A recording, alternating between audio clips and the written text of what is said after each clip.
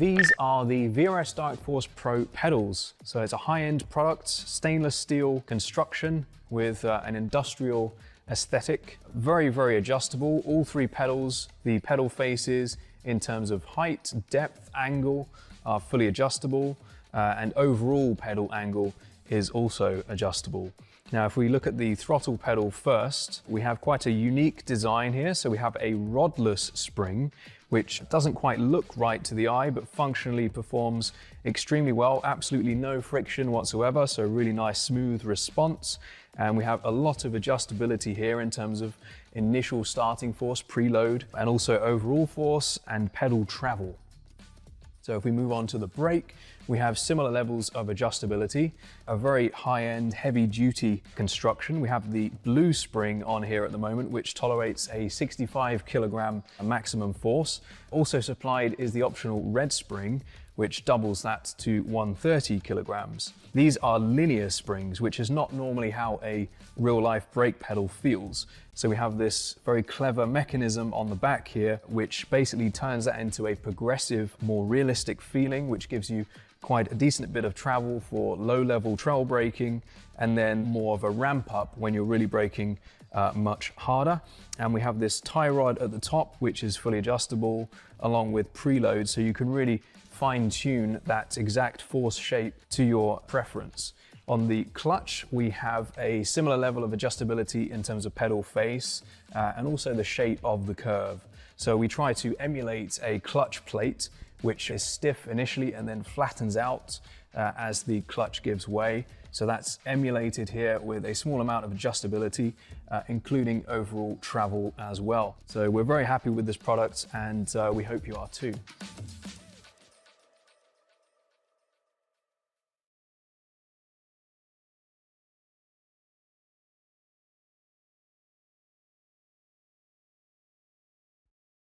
Racing isn't easy, but experiencing it is. iRacing puts you in the driver's seat with the industry's leading sim racing game. Drive on laser scan replicas of the greatest racing circuits from around the world. Go head-to-head against other drivers chosen by skill-based matchmaking to ensure competitive racing at every level. Compete across all your favorite series in officially licensed cars engineered to deliver the most accurate driving experience possible.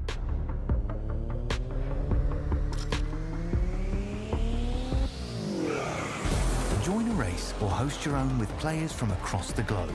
Race against the computer or in a league with friends. Feel the thrill behind the wheel. Visit IRacing.com.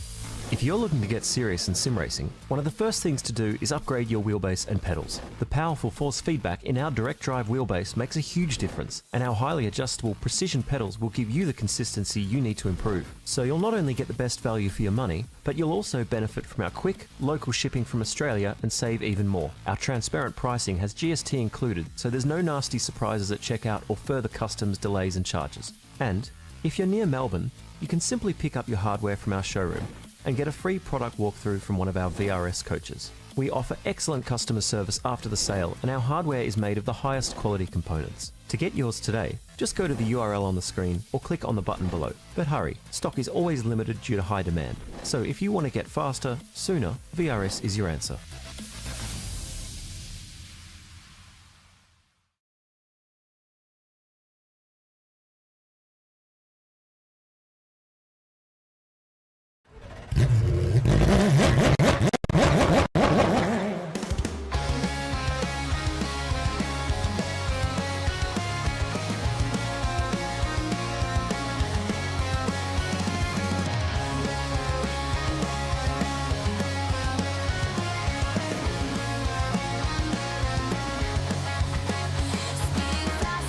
Control, feel the thunder in my soul. Through the danger, through the pain, only one thing to do to get to victory lane. Taking risks, full send, and in the end, be the best. It's taking over, cannot to victory lane. I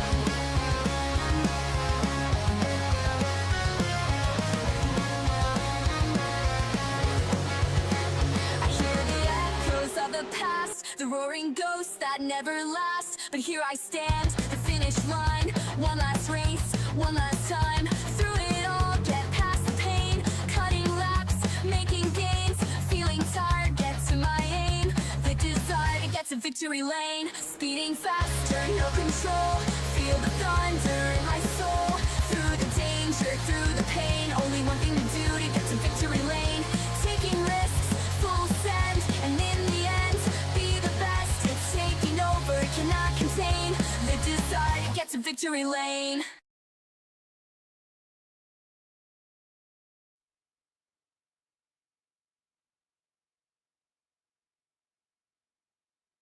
Good evening, good morning, good afternoon, ladies and gentlemen, and welcome back to the IRWC presents the VRS Virtual Racing School Porsche Cup Series broadcast live right here on the Infinity Broadcasting YouTube and Twitch channels. I'm your commentator here tonight, Hamish Munro. Normally would be joined by James Parfitt, who is unfortunately feeling under the weather this evening, so could not make it here tonight. So you're stuck with just little old me. We come into tonight's round with the championship order swiftly and quite deservingly shaken up. We say deservingly, but it has really been shaken up. With 3 rounds to go, including tonight's race here for round 8 at Road Atlanta, we've got plenty of action to come your way across the racing here tonight. Let's have a quick look at the circuit, one that I have called many a times before on the iRacing service, and one that I have colloquially called the Pork Chop race circuit down here in Atlanta. Not too far away from Charlotte, North Carolina in the southwest, not too far north of Atlanta, Georgia, the northeastern part of the state. As we run our way on down towards this circuit, it is a classic, absolute classic. Well, I call it a Grand Prix circuit, a classic circuit in terms of sports car and touring car racing as well. We can see it. It's been used for a multitude of racing series, including IMSA, the US Porsche Cup Series, as well as even Formula Drift as well. And it all starts on the main straight. And as the run-up towards Turn 1 begins for these drivers, Turn 1 can be a good passing opportunity during the race, but they've got to be careful about getting offline. Got to be careful how they turn the car in. You want to try and hang it in tight. If you end up a little bit wide, you can end up off track and into the grass, and then eventually into the tyre barrier as well. So they're going to have to be cautious about that. The run up the hill, though, through 2 and then into the S's at 3, not really a passing opportunity in a same class race. So we'll see if drivers attempt it tonight. Likely though it could end in tears for others as well. Same down through turn 4, the run through the proper S's, and then up towards turn 5, where drivers are going to have to be cautious on the curb of the right hand side of track. If they clip it wrong, they may end up losing the rear end and ending up in the wall on the left hand side of track. But if they get a good run through there and they're able to punch it through there, they can set up for a passing opportunity down into the braking zone of turn 6, where they've got to try and again hung it nice and tight, get it back out wide again to the left, and then set yourself up for a nice tight run through turn 7 as well. If you maximize your run through 6 and 7, you set yourself up well for the end of the back straight as the fake corners of turn 8 and turn 9, and then you run down towards 10A and 10B to enter the Formula Drift section. Good passing opportunity at the end of the straight. Very easy to blow it up though, and very easy for drivers to get overzealous in on these moves as well. But if you can get all that right and you set yourself up well for 11 and you hop over the hill and you come down through 12, you can get yourself a real quality lap where you feel on top of the world for getting every little minute detail correct. If you make one mistake, you can ruin the entire lap. If you make none, well, as I said, you're going to feel like you're on top of the world. 4.8K or 4.08 Ks or 2.5 miles in the old language was opened in 1969. The layout's not particularly been changed. It only has one variant of the club circuit, which cuts out the little bone on the end of the chop there. 12 turns in the clockwise direction out of Braselton, Georgia in the US of A. One thing drivers are going to have to be cautious tonight is of the pit entry. They're going to have to be properly cautious of how they attempt that pit entry here this evening and how they go on the run through pit entry as well. Have a quick look at the standings as the drivers are about to get into qualifying, and we'll run through the lap times as they run it through as well. This is how they currently stand. Daniel Harris leads the way after one drop round has been included on 682 points. 6 points adrift of Corey Lazarus in P2. in the championship standings. 1 point behind him, Simon Mazzomo. At the moment, he has been on absolute fire. The three of them have been ultra consistent all season long, and they fight this thing out at the top end of field. Ben Pedersen, an unfortunate round at Phillip Island, saw him getting barely any points in that event, and as well copping a 15-point penalty to his name too. So he's now a little bit further back down the order. He's got to get some race wins over the next 3 rounds if he hopes to really challenge for this championship moniker. Ellie Gardner, she's been in the wars a little bit this season throughout a couple of rounds, but she's still within the hunt. She is about 77 points off the lead, but if things could swing her way, you'd hope they'd have to start here tonight with the final rush round of the season here at Road Atlanta. 582 for Dan Patrick, 571 for Devon Stove, 568 for Paul Wilson. Nico Cordier, his first podium of the season, and the overall scheme of things, he has got a 20-point penalty next to his name this season. He's on 555. If he didn't have that, he'd be up in P7 on 575 at this stage, but he's still got some work to do. Then Craig Schultz, who's been getting better and better every single week, sits on 545 points. 10th place in the championship has been his for the majority of the season. Even with that 10-point penalty next to his name, he's getting better and better. Could this be the week that he finally gets that podium? Then we've got Stuart Patterson, Johnny Rowe, Matt Tessariero, Tim Nicol, Alex Schuler, Ernie Toth, Adam Hughes, Jaden Wilcox, Jack Michelson, and then Wayne Shepard and Jordan Ferguson knocked themselves into the top 21 in the standings. Jared McLeod just hangs outside that by 10 points. Jaco Venter, Ryan Bettis, David Duddle, who's had a great run so far this season when he has raced, Jace Fewens, Kyle Gretsch, Ethan Curran, Daniel Benefield, Shannon Fever, Wooda Bothart, Ben Woods, Liam Earl, Robert Crow, Mark Howe, Brady Stanley, Pat Klein, Luke Swan, Sean Linzell, Aaron Smith, Tim Altus, and Andrew Scordalis makes up the standings at the moment of the 41 cars who have participated in this season thus far. As I mentioned, we are at Road Atlanta tonight for the final rush round of the season, round 8, here for the 12th of May this evening. We've got 2 rounds to go after this one. The final feature race of the season next week at Indy Road Course to the 2009 variant, and then we'll end out the season with the sprint round for round 10 at Belle Isle. I would like to mention too that for the drivers out there, early sign-ups are open for the for next season.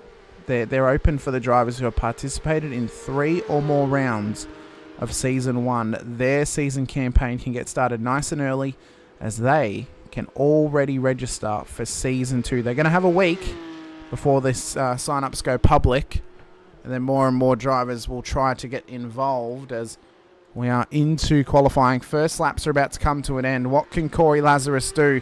No longer with the orange number next to his name. He now has the yellow number next to it for the first time this season. Daniel Harris. It's not the first time he has the orange number there, but it's the first time he actually gets to run it.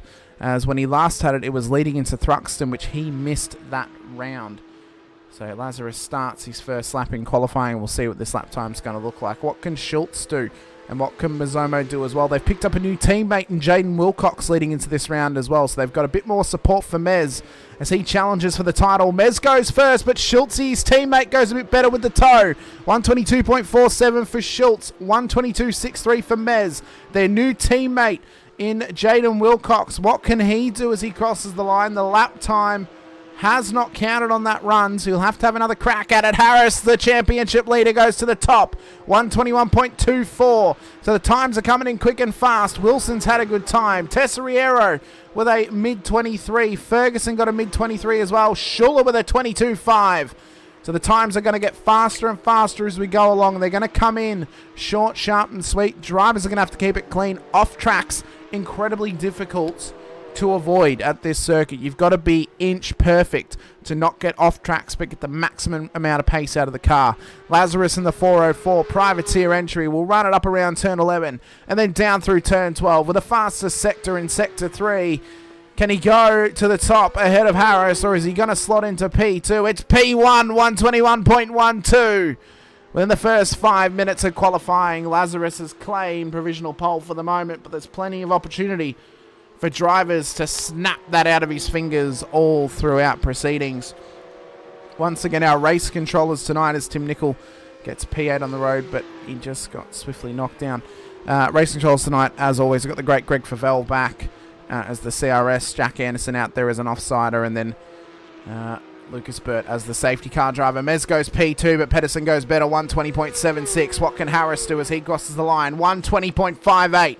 So the times are getting faster and faster as we go along throughout this session. They're getting better and better as they rocket on towards the halfway point of qualifying. And within about a span of a minute, I think we've had about 4 changes of the lead here in qualifying. And Harris sits on the provisional pole. Pedersen's got some great pace in the 669 car, but he has got work to do. As I said, he lost some points last week, some crucial points in what has now become his drop round, but you do not drop the penalty points, so he's got some work to do to make back up what he missed out on at Phillip Island back in round 7. Lazarus, though, looks to go straight to the top with 3 purples in a row. It's a 120.27 for Lazarus.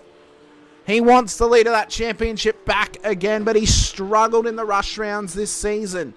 Could tonight be the night for him? Shannon Fever has got some pace. First sector was a purple. The next 2 were green. Could this be good enough for a top 5 in qualifying? And as he found some magic here at Road Atlanta, as he looks to get his first time done and dusted, where does Fever go? Has the lap counted? It has. It's P5, 121.13. Pedersen goes to P2 ahead of Harris. Harris, does he go any better? He doesn't thus far. He pulls, oh he does. He goes back to P2, 120.52. So the times are getting faster and faster, but they're getting closer and closer for these drivers in the field tonight. But Lazarus, what a man. He looks to go better again. He had an orange in the first and then a purple sector in the second, so he's definitely got some pace as the car and the track are developing throughout this session. And man, this guy has got something special. He's one of the contenders for a reason. He's won the most races thus far this season. 7 wins to his name across the 14 races that we've done across the first 7 rounds of the season. As he crosses the line, he's not got any better. But could he have something in this car to really get it glued in? Do we see a 19 tonight? Do we see a 119? We're in the low 120s already. We're at a 20.27 as the fastest lap time. Is there a 19 out there? We'll have to wait and see, because these drivers are going to have to find some proper pace. Tim Nicol looks to go better personally on this lap. He's on all green sectors at this stage as he runs up through the Formula Drift section. And now around towards the final couple of corners, but a car spinning in front of him may have halted the lap time just a little bit, maybe a slight lift. As he crosses the line, what's the time going to be? It's not any better. So this could now be the push lap before Nicol as he goes off the exit of turn 1. It's definitely not going to be. I want to talk about the progression of this bloke though, Craig Schultz. He has progressed immensely this season. He's raced in I think he's raced in nearly every single round. And he's gotten better and better as the season has gone along. And we spoke to Mez about this last week. We've been across the last 2 weeks about the progression of Craig, and he's come in here to help support Mez. And through that, he has practiced and gotten better and better, and is challenging for top 5s and top 10s every single week. He sits inside the top 10 at the moment in qualifying. And all I've got to say is, could it be the night for him? Could it be the night that he finally gets that podium? Could he even sneak a win if things go his way? Road Atlanta can have a bit of an X factor about it. It's a circuit which can test drivers. It almost seems deceivingly difficult, and these drivers should have a lot of laps around here. It is heavily used on iRacing, whether it's through leagues or officials or special events, of course, as well with the Petit Le Mans. It is one of the most highly used road courses in iRacing. So these drivers, unless they're brand new, all I can say is they would have pretty much no excuses to have never done laps around Road Atlanta. I mean, it is so well known, so well used, but there's a reason for that. It is a fantastic circuit, and it's one that leads to great racing. It's one of those real classic American tracks. I would hold this circuit in higher regard than a lot of circuits in the US. It really is. It has a lot more aura around it. It has a real special feeling to it whenever you come here for a race. And whether that's for Porsche Cups, whether that's for Super Formula Lights or Super Formulas, or in the old Formula Renault cars back in the day, or whether it's in the supercar, or in the GT3s or the GT4s or the M2, or even in IMSA with the multi-class racing of the prototypes and the GTs alongside, or even Pilot Challenge, there's always something racing at Road Atlanta throughout the season. you are pretty much guaranteed that any, and dare I say any, if not multiple, would have Road Atlanta on their calendar for the official season. So this place is an absolute cracker. It's a fan favourite, of course, as well. And, I mean, how could we not have it on the calendar for Season 1? It is spectacular. 10 minutes into qualifying. And Lazarus leads the way at the moment, 120.27, his fastest lap thus far. No one has managed to come closer just yet. Harris still sits P2, 120.52. Pedersen P3, 120.53. Mazomo 120.77. Schultz has gone back up to P7 though, with the 120.26. He's still yet to crack those 120s just yet. And the points that I think we need to put across tonight is the rush rounds have not been the strongest format for Corey Lazarus, who has been the favourite majority of this season. The driver who has benefited from the rush rounds the most is Daniel Harris. He was the first round winner at the first rush round back at the Saxon Ring. I believe he took the round win again for the next one as well. Let's have a look. Back at Sandown. He won at Sandown as well. Lazarus, Sandown was his best performance in a rush round thus far. P2 for the round. But he still lost out to Harris. So we come in tonight to a circuit that a lot of drivers would know. Lazarus more than likely knows this track like the back of his hand. How well can he do in this points structure or in this race format of the rush round? It's been a real X factor this season. We knew that. And we were personally, I was a little bit iffy about it when I proposed it. And I thought, are they going to like it? Are they going to enjoy having a full reverse grid for one of the races and then the top 10 inverted for the final race? Are they going to enjoy it? But the feedback we've had on those races has been good. They've really enjoyed that style of racing. The 2 short, sharp 15-minute races and then the 30-minute race to end it. And I think the circuits that we've chosen this season have really suited them. Now, yes, Saxon Ring, maybe that was more track related to the negative side of things. Positively, I think there were quite a few that we could pull out for the positives. Next season, if we think about the calendar, we've got Winton as a rush round. It's a tough track to pass at. It's going to force passing. It's going to force racing. Should be fantastic. Bathurst, a horrid circuit for short stint racing, like sprint racing, where you're going for 250 Ks or something. But the rush round is, I don't know, maybe they could shake it up a little bit. It will replicate more or less how they would actually race at Bathurst, where they have those 3 races across the weekend. So we'll see how that plays out for those rounds and those circuit choices with this format when we get into next season. But I'm excited. I'm so excited. Season 1 has been incredible. We've had an absolute blast here in the booth when it's been me and James or me and Dean or me on my own as well. It has been an absolute blinder of a season, and I've really enjoyed every single race and the support that we've been getting from drivers, the feedback we've been getting from them as well, whether it's positive or negative or a little bit in between as well. We appreciate the feedback that we get from them. There are certain reasons why we select certain things that we've chosen to do the way that we've chosen to do things, but we do appreciate getting feedback because it makes us think and it makes us ponder what can we do. I would also like to mention, through all that blabbering, Corey Lazarus has gone fastest, a 120.27 across the last lap, so he only goes a little bit faster, but it is still an absolute cracking lap time. Harris has found some pace, 120.42 as well. Pedersen's got a little bit of work to do. He's got some work to do. There is now pressure on him tonight, especially after last week at Phillip Island. He's really got to perform. He's got to try and get points. He's got to try and get race wins. He's yet to win a round overall this season, but he's had some magnificent pace across all 7 rounds thus far. So there's plenty to give and plenty to get for Pedersen. Mez has been up there every week. He's yet to get that race win. Gardner, she's waiting for that breakout moment as well. Wilcox has been up and around there. Fever's had some good runs. Schultze's been one of the best risers of the season thus far. And then there's those little unknowns that we had coming into it. Your Shoulders, your Patricks, your Toths, your Wilsons, Cordier, Patterson. Even how some of the other guys go who normally race different types of cars, like your McLeod, Tessariero, Rowe, Ferguson, Nickel even, Hughes, and then there's Aaron Smith, who's trying to learn and get better and better as he goes along. So we'll see how that pans out for him. He's not yet done a qualifying lap thus far. But not long to go in qualifying. Only a few seconds left. So these are the final attempts for these drivers. Harris has crossed the line. He's not taken the pole. Can Pedersen take the pole as he crosses the line in his final attempt?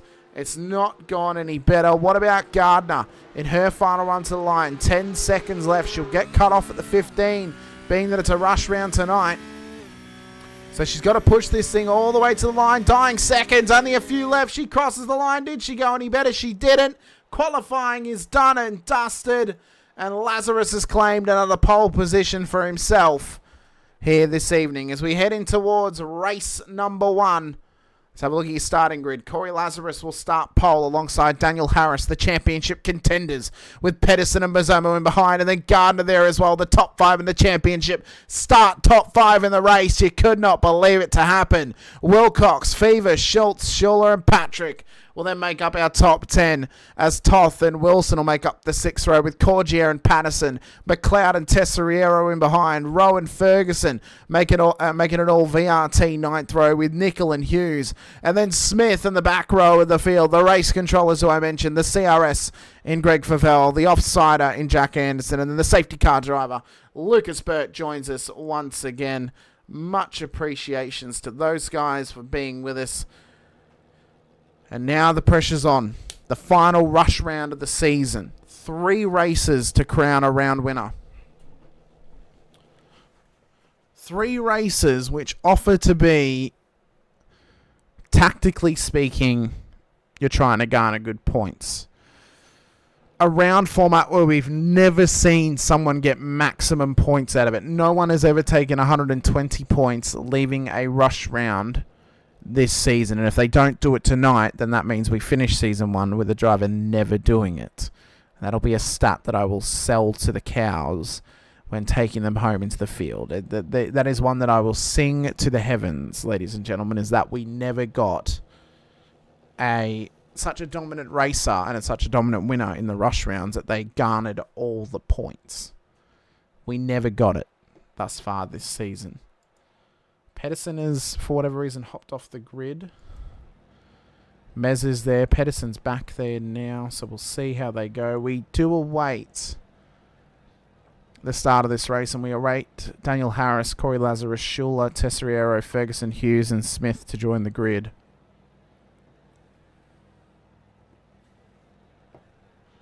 But this could be tightly contested. It could be a race for the ages, ladies and gentlemen, and one that maybe this round could be a determining factor in our championship standings. Daniel Harris, first time he races this season with the orange number.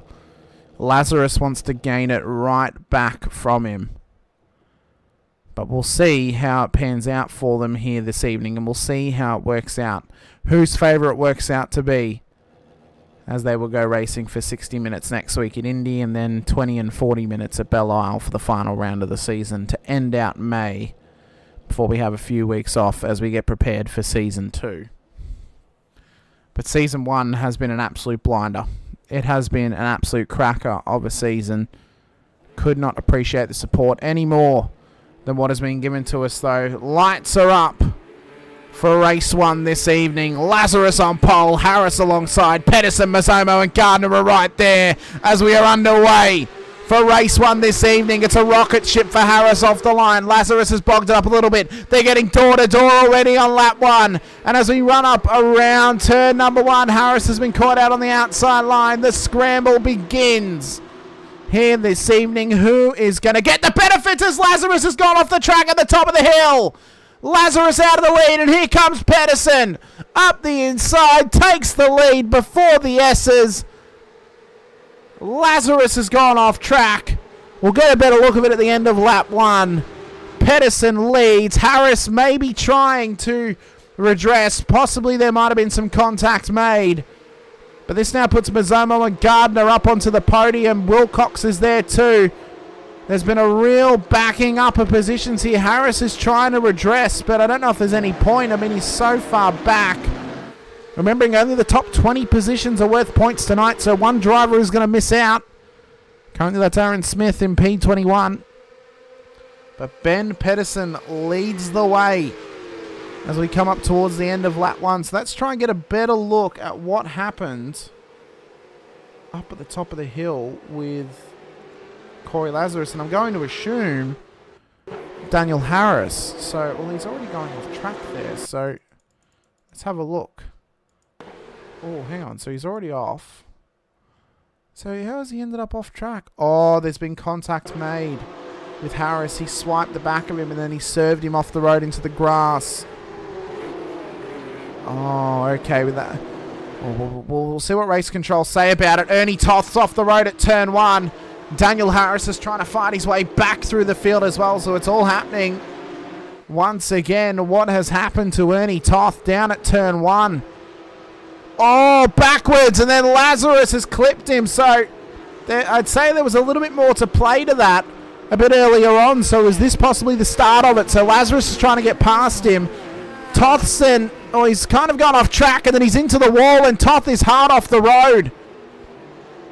Of course, Lazarus was trying to get points in this race, but man, oh man, it is going off at the start of this one, and we'll see what race control say about it. Because this could have big points implications for the championship. This could be massive for the championship. This could be what Pedersen needs to get back into it. He could need Lazarus and Harris to fight this out, because Lazarus has got a point to prove tonight, and he's got a fire under him, it seems. He's over the radio. I'm not sure why, but he is a man who is hot under the collar. And look at Wilson going for it on Cordier at turn 1. So this racing and this battling has really gotten under the collar and under the skin of Lazarus, possibly Harris too. I'm not sure. I can't hear the radio, so I cannot give a definitive answer on that. But what it's done is it's allowed Pedersen to take the lead, well in hand, mind you, over Simon Mazzomo and Ellie Gardner. What a cracking comeback this would be for Ellie. Fever's up into the top 4. Schultz inside the top 5. Wilcox, Patrick Schuler, Daniel Harris, and then there's Corey Lazarus at the back end of the top 10. And this, I mean, this has been wild and woolly thus far from some drivers. I'm not sure how well we can comment on it. They've given a drive-through penalty, I believe. They've given a drive-through penalty to Daniel Harris as Johnny Rowe and Tim Nicol go side by side into the bottom of the hill at 10A and then 10B. Nicol takes the position. So Harris is going to be getting a drive-through. So he's going to have to serve that within 3 laps once they hand it over to him. And they've noted the moment with Ernie Toth, and then Jared McLeod's been involved in something as well. So we'll see what goes of that.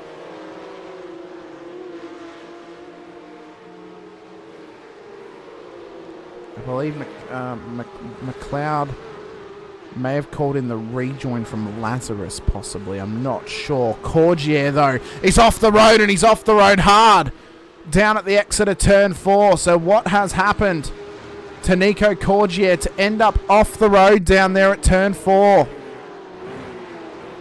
Oh, it's just oversteered and straight in the wall. Now, I don't know if that's an incident or what, whether that's a technical issue or something. Fever's also off the road as well. He's off the road down at turn 5, so it appears that maybe he's been caught out by the curb of death, and he has. And that's then put him round. Wow, wowee. It is tough conditions tonight. But a man who is fighting through it is Ben Pedersen at the front of the field. To give you an update on the weather, it is 47 degrees track temperature. So it is a hot circuit.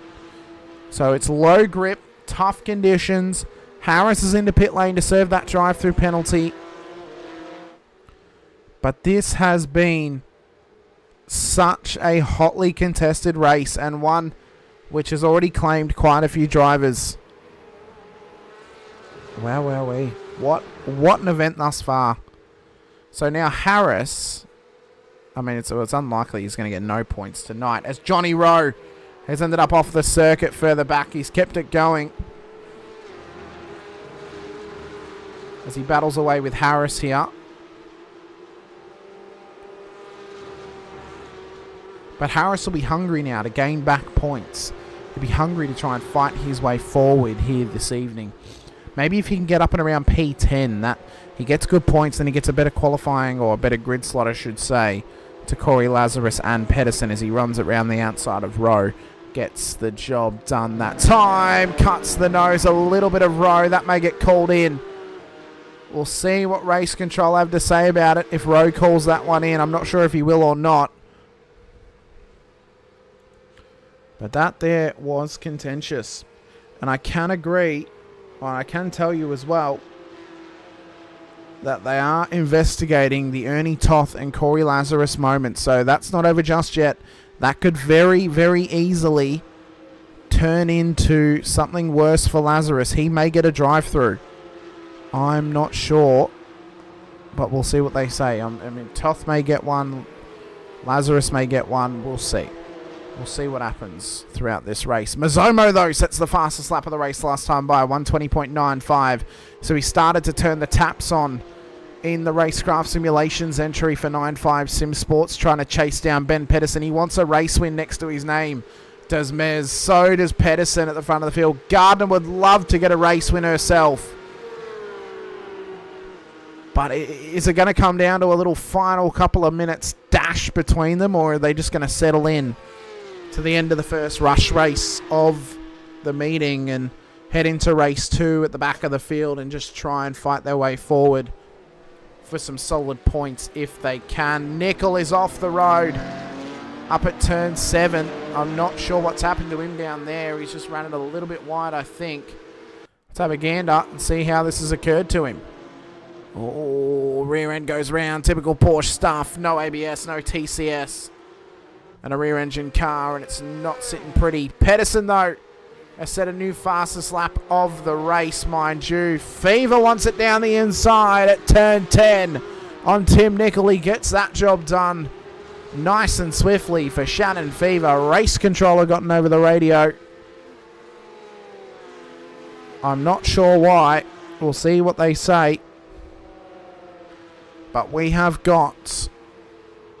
well, we've got a little under... so about 6 minutes to go. 6 more minutes left in race 1. And this race has been hot. It has been a cracker. Be sure as well, if you're watching along, to get into the chat tonight. Let us know of anyone you want to keep an eye on in this race and any drivers that you want us to keep our eyes peeled for. A couple of those boys of Schiller and Patrick, the teammates, working together further up the field. Schultze and Wilcox also looking to work together. They're trying to chase down Gardner. Put some pressure on her to get off the back of Mez. Yeah, let us know of any drivers you want us to keep an eye out for here this evening, and watch for any hot moves that may occur on track as well. This is now where the championship is getting into that nitty and gritty stage. We've got, 2 rounds to go after tonight. Who would have thought that it's already been 8 weeks this season? We opened entries 10 weeks ago, and we're already 8 weeks into season 1. It's absolutely incredible. We so appreciate the support. Race control has gotten over the radio, so I'm not sure why they're giving a post-race points penalty to car 404 for leaving track limits before overlap is created. And they've caused contact, so he will be getting a post-race penalty. Now, whether that's a rear of grid or a points penalty, I'm unsure. We are within the last 5 minutes of the race. But that would give big implications to the rest of this one. David Duddle has just joined late. He's only just joined the server. He's missed race 1, but he is in the server, so we'll see him hopefully on circuit for race 2. Wilcox is doing well in behind his teammate at the moment. He's been turning the taps on, but he's not quite caught Ben Pedersen just yet. We're within the last 4 minutes of the race. So we'll see what happens. They've also called as well Stuart Patterson for an unsafe rejoin. He'll be getting a post-race points penalty as well for that moment there. The race control try not to give drive-throughs within the last 5 minutes of the race, just to keep the race flowing, and you know, they'd rather give points penalties if it's been so long ever since the incident was called in. So, you know, if it was a longer race, they would likely get a drive-through, but being that it's so short, they don't want to force the driver in through pit lane, give up spots, and then they would actually benefit from that in the next race with the reverse grid. So they'd rather give the points penalty and still penalise them with a having to take a lower grid slot for race 2. Mazzomo, though, is giving up a bit of time to Pedersen up ahead of him, so it looks to be Pedersen's race to win here tonight, and this is exactly what he needed after Phillip Island last week. He needed a race win next to his name. If he could take multiple tonight, he'd be coming up trumps for sure. And he'll be hoping that he can. I mean, it's going to take some work to get from P21, or P22 technically, down to up to P1 in race 2 within 15 minutes. That'll be a hell of an effort. But if he can get it to P10, he'll then have pole position for race 3, where more points are on offer, and you can really be the beneficiary of that reverse top 10 for the continuous grid from race 2 to race 3. So it could really work out well for Pedersen if he does so. Patrick and Schuller, love to see the team game happening between them. Same for Wilcox and Schultz. Lazarus on the comeback. He's up to P8. At the moment, he is down 7 positions in this race. This means that he'll start 4 rows from the back of the field. So he'll have a bit of an easier run up towards P1 on the road. Harris will have the easiest one for the championship contenders. He will be starting, I believe he'll be starting either P10 or P9 on the road in race 2. Tim Nichols gone round up at turn 4. He's been off track and then rejoined track, and then he's had a moment. Oh, he's really swung it in hard at turn 3. Toth had to take avoiding action, held brakes well, and then had to get the thing back going again. So it's a tough moment for him down there, and he's still off the road once again. It's a tough night here in race 1 for Tim Nicol. As Pedersen crosses the line, 1 lap to go. White flag is being flown from Barney, and it is white flag fever for Ben Pedersen at the front of the field. He leads the way by 2.8 seconds over Simon Mazzomo. Ellie Gardner, P3, is hot on Mez's heels, 0.6 of a second now. Could she make a final lunge towards P2, or is she going to be happy to sit in P3 and take the consistent points? It's been fantastic racing thus far here tonight from a lot of drivers. Some moments which normally come off the back of Road Atlanta. And those moments, well, they often always happen, regardless of the series that you're in. She's right on him through 7, but she hasn't got the pace on the exit of the corner to really take advantage. And that may be it for her. Pedersen, though, is going to catch a bit of lap traffic before the end of the race. Tucked in behind Aaron Smith at the moment, but he looks a bit too far back to really go for the lunge. Smith does not want to have any part of dealing with the results of this one, as Pedersen will come around turn 11 and then up through turn 12. He'll take the win for race number 1 here this evening. He'll start at the back of the field for race 2, but it's maximum points in race 1 for him. Mazzomo and Gardner will then finish out on the podium. Schultz and Wilcox will make it a triple top 5 for 9.5 Sim Sports in race 1. Schuller and Patrick will bring their cars over the line together with Lazarus, Paul Wilson, and Daniel Harris coming home inside of the top 10. Oh, how is this race shaking up the points? McLeod will come home in behind his teammate. It's a fastest lap for Harris, a 1:20.68. McLeod comes home P11. Ferguson will come home in P12. Hughes and Corgier, the teammates, come home together. Fever, Ernie Toth, Johnny Rowe, Tim Nicol, Matt Tesseriero, Stuart Patterson, and then Aaron Smith at the back of the field. But what a race 1 was. We're heading straight into race 2 very, very shortly. And more racing to come from Road Atlanta for round 8 of season 1 of the VRS Virtual Racing School Porsche Cup Series, presented by the iRacing World Challenge, and Infinity Broadcasting, our broadcasting partners as well, as our other series sponsors, SPP Graphics. If you're in need of some dirt bike paraphernalia in terms of graphics for your plastics, they are the place to go. They are the people to see to get you looking so sexy before you cover it in mud out on the tracks, or out on the circuit, or out on the tracks as well. And if you want to look just as good on an iRacing circuit, whether it's dirt or tarmac or ovals or dirt ovals or whatever it may be sure to send a message to myself, Hamish Munro, on Discord by way of Blackheart Designs. We'll get you looking sexy out on the virtual circuit as well. Race 2 to come your way. That's a full reverse grid, and David Duddle will line up in pole position. Now, it is going to read the race controllers in behind him. That's fine. P2 will be Aaron Smith, Stuart Patterson, Matt Tessariero, Tim Nicol, Johnny Rowe, Ernie Toth. And then Shannon Fever and Nico Cordier in behind them as well. It's too quick to call as the gridding is beginning. Lights are not up, though. Very odd. I think they may have extended the start time, so we can actually now bring up the grid. So we'll bring it up very, very quickly. So that's our top 12. Then we had Hughes, Ferguson, McLeod, Harris, Wilson, Lazarus, Patrick Schuler, Wilcox, Schultz, Gardner, Mazzomo, and then Pedersen at the back of the field. So this could be crazy. This could be insane how well this plays out for some drivers. We're waiting to see if Smith and Duddle will join the grid, and if Adam Hughes will also join the grid as well. In what has been a wild race thus far. The rush round has proven once again to be a winning concept. Lights are going to go up though. Hughes has missed the start, as is Duddle, as is Smith. And it's about to begin as Hughes is starting from pit lane. So Patterson has taken it off the line at pole. There's already contact in the background. Who was that?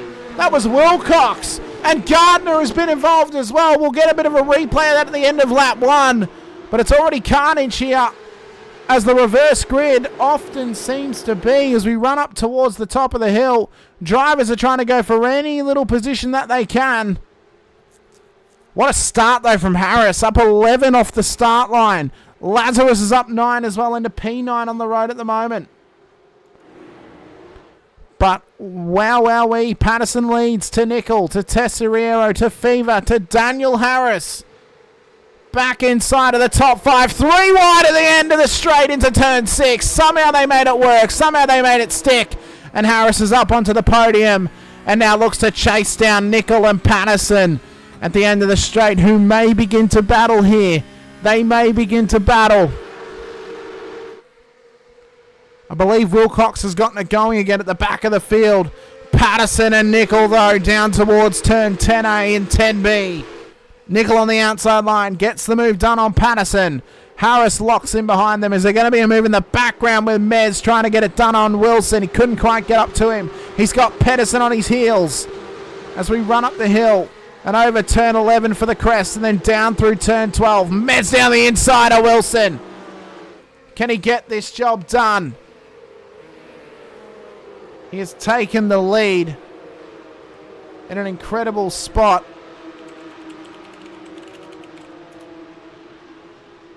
And as the battle rages, we continue fighting our way forward as well. So Tim Nicol leads the way. Let's have a quick look at what happened here at the start of the race. This was weird. So Gardner got going and then Wilcox already gone round. So this actually happened earlier. He tried to go on the grass. And then he's just gone round and Gardner's been a sitting duck. Oh no, and now Patterson's been off the road as well. Absolute chaos at turn 7. It is chaos at turn 7 for Stuart Patterson. How has this happened?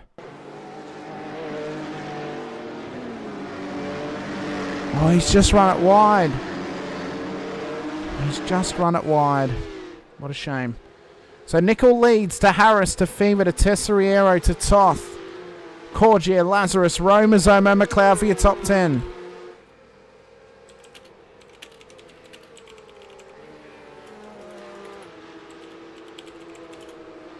As Paul Wilson and Corey Lazarus have been battling it round, Nico Corgier has gone round as well, so there's been a big moment further back.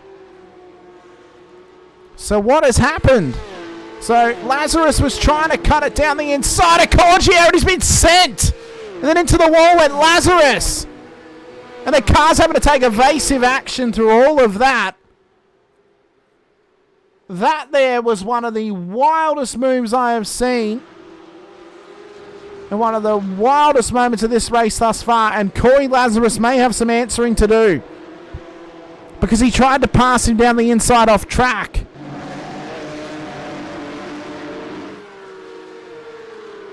This has been unbelievably wild.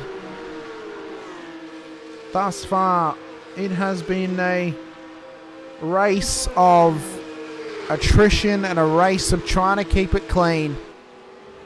As Pedersen looks to get it done down the outside, and McLeod at 10A gets the inside line at 10B. McLeod's coming back at him though. He's got Lazarus in behind to push him forward if he can.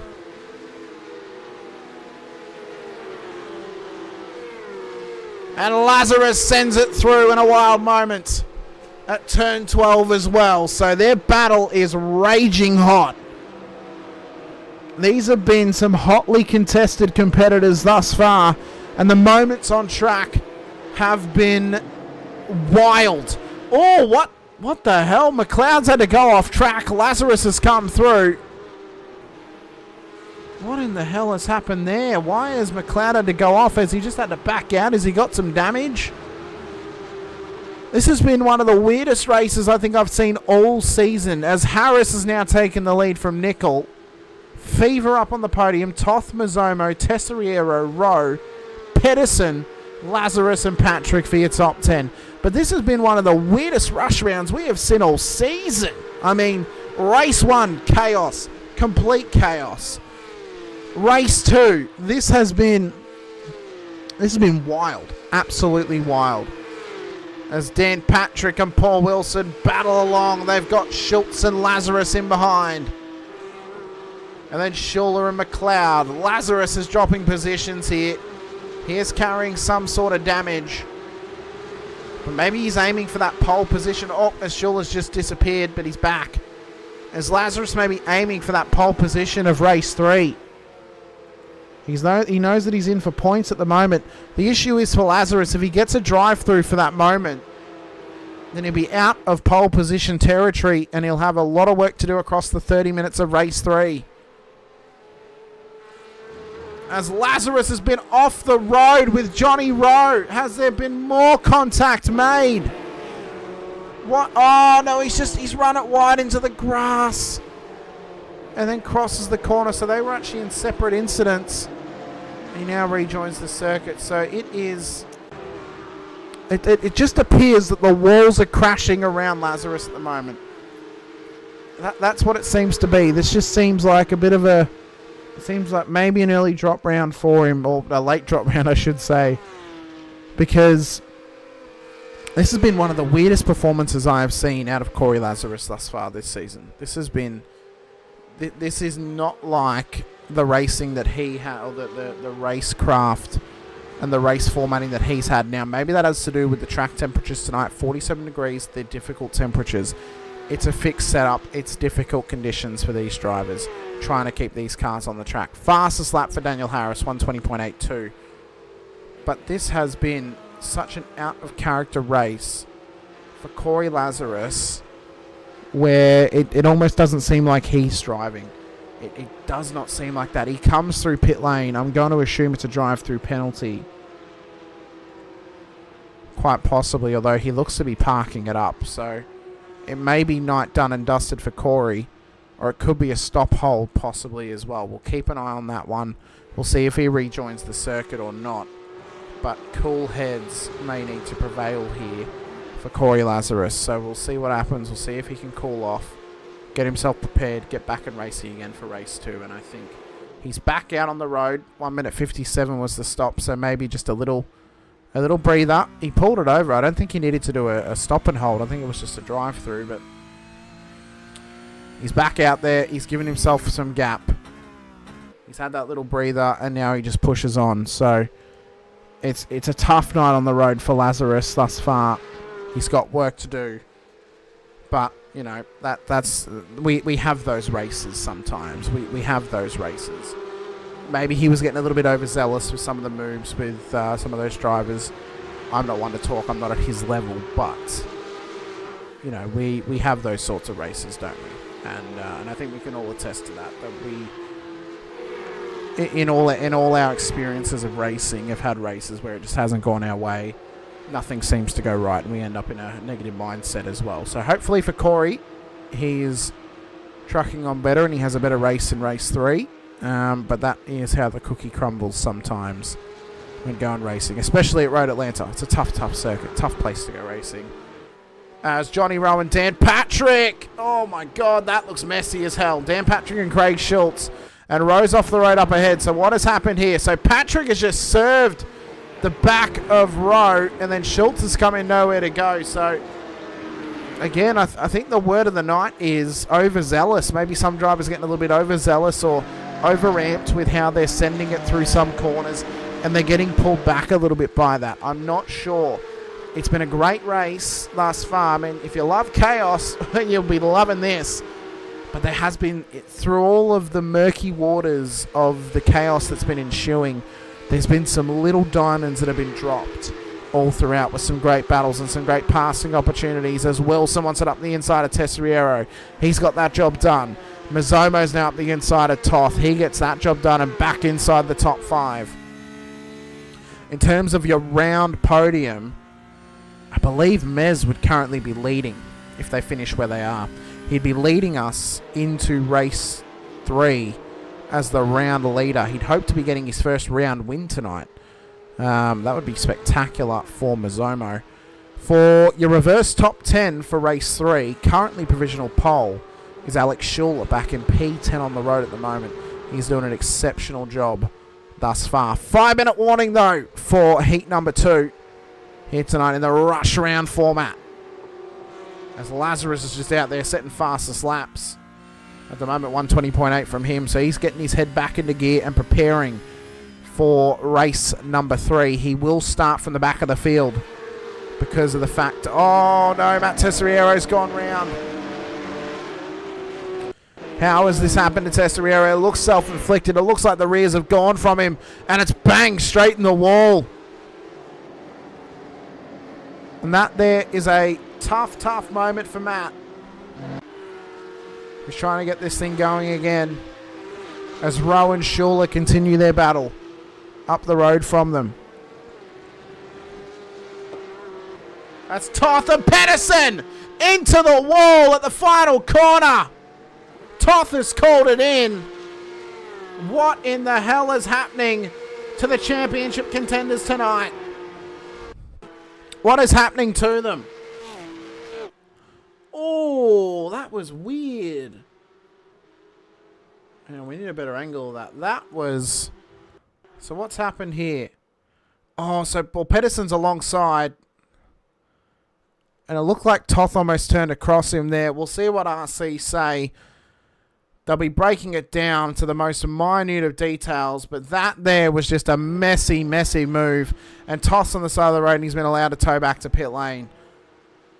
So Daniel Harris leads the way by about a suburb over Shannon Fever. Mazzomo's up onto the podium at the moment.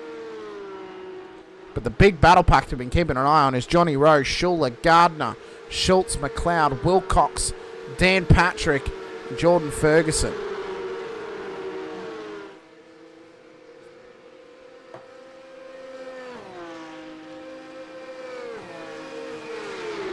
And I mean, this right here has been... It's been a race. It's definitely been a race, that's for sure. This has probably been our most chaotic full reverse grid rush race of the season thus far. Sachsenring I thought was chaotic. Sandown was alright. This right here, though, it takes the cake. It really puts the cherry on it. This has been chaos ensued. And it kind of proves and it kind of points out that we have a little bit of everything here in the IRWC via VRS Porsche Cup Series. We've got fantastic long stint racing for those 60-minute feature races. We've got classic sprint racing for 20 and 40 minutes. And then we've got these rush rounds, these little X factors where the chaos lovers, the real slasher flick lovers of racing get their meat and potatoes for their Monday night roast dinner. This is where they really sink their teeth into it. So after all this moments with Toth and such, Pedersen is still inside of the top 10. So this is not so bad for him. He is P6 at the moment. Now, I'm not sure how race control are going to look at that moment. Not 100% sure on that. They have determined at that moment with Cordier and Lazarus was an NFA. No driver was found to be solely at fault. They have determined that earlier in the race, now getting a post-race points penalty, Ben Pedersen turned into the corner too late and made contact with Ernie Toth. So there's a post-race points penalty coming for Pedersen. So he'll still finish inside the top 10. He'll start inside the top 10 for race 3. In fact, at the moment, he'll start P5 in race 3. So it could still be good gains for him here tonight. Now, the big gain in all of this, probably look at it with their eyes. Rannon. Oh, that's very funny. Very, very funny. Now, the big point in all this is that Daniel Harris is going to be gaining big points over Corey Lazarus. Now, if this turns out to be Lazarus's drop round, well, that means he's going to gain back 98 points and drop whatever he drops tonight. So this could still work out well for him leading forward. I think it will still mean that Harris will still lead us into Indianapolis next week for round 9. But it's a toss-up at the moment what this championship's going to look like after tonight. There's been big moments all round. But for Daniel Harris, it'll be another race win this season by 9 seconds over Shannon Fever in P2. So Harris does the job. The championship leader extends his lead in race 2. Fever comes home in P2. Mazzomo in P3. Nickel in P4. Wilson will come home ahead of Ben Pedersen, who's just going to beat out Ellie Gardner to P6. Johnny Rowe off the road at the bottom of the hill. Schuller takes advantage. It's P9. There's contact at the end of the race. Who was that? That was Dan Patrick and I think Jaden Wilcox. Ferguson, though, comes home behind them. Hughes as well. Patterson, Lazarus, Tesseriero, and then Ernie Toth ends at a lap down. Nico Cordier ends it in the pits. But Daniel Harris gets a much-needed race win and extends the championship lead out of race number 2. Warm-up session to come for these drivers. So we're going to take this time to have a small little ad break brought to you by VRS, our title sponsors of the series. Massive thank you to them for supporting us here in the VRS Porsche Cup Series and for iRacing World Challenge as well. Don't go anywhere. This message from VRS coming straight to you right now.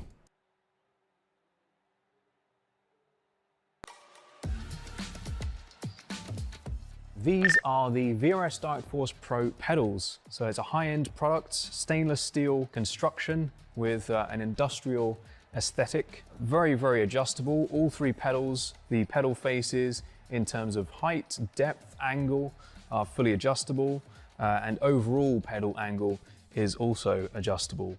Now, if we look at the throttle pedal first, we have quite a unique design here. So we have a rodless spring, which doesn't quite look right to the eye, but functionally performs extremely well. Absolutely no friction whatsoever, so really nice smooth response. And we have a lot of adjustability here in terms of initial starting force, preload, and also overall force and pedal travel. So if we move on to the brake, we have similar levels of adjustability, a very high-end, heavy-duty construction. We have the blue spring on here at the moment, which tolerates a 65 kilogram maximum force. Also supplied is the optional red spring, which doubles that to 130 kilograms. These are linear springs, which is not normally how a real-life brake pedal feels. So we have this very clever mechanism on the back here, which basically turns that into a progressive, more realistic feeling, which gives you quite a decent bit of travel for low-level trail braking, and then more of a ramp up when you're really braking much harder.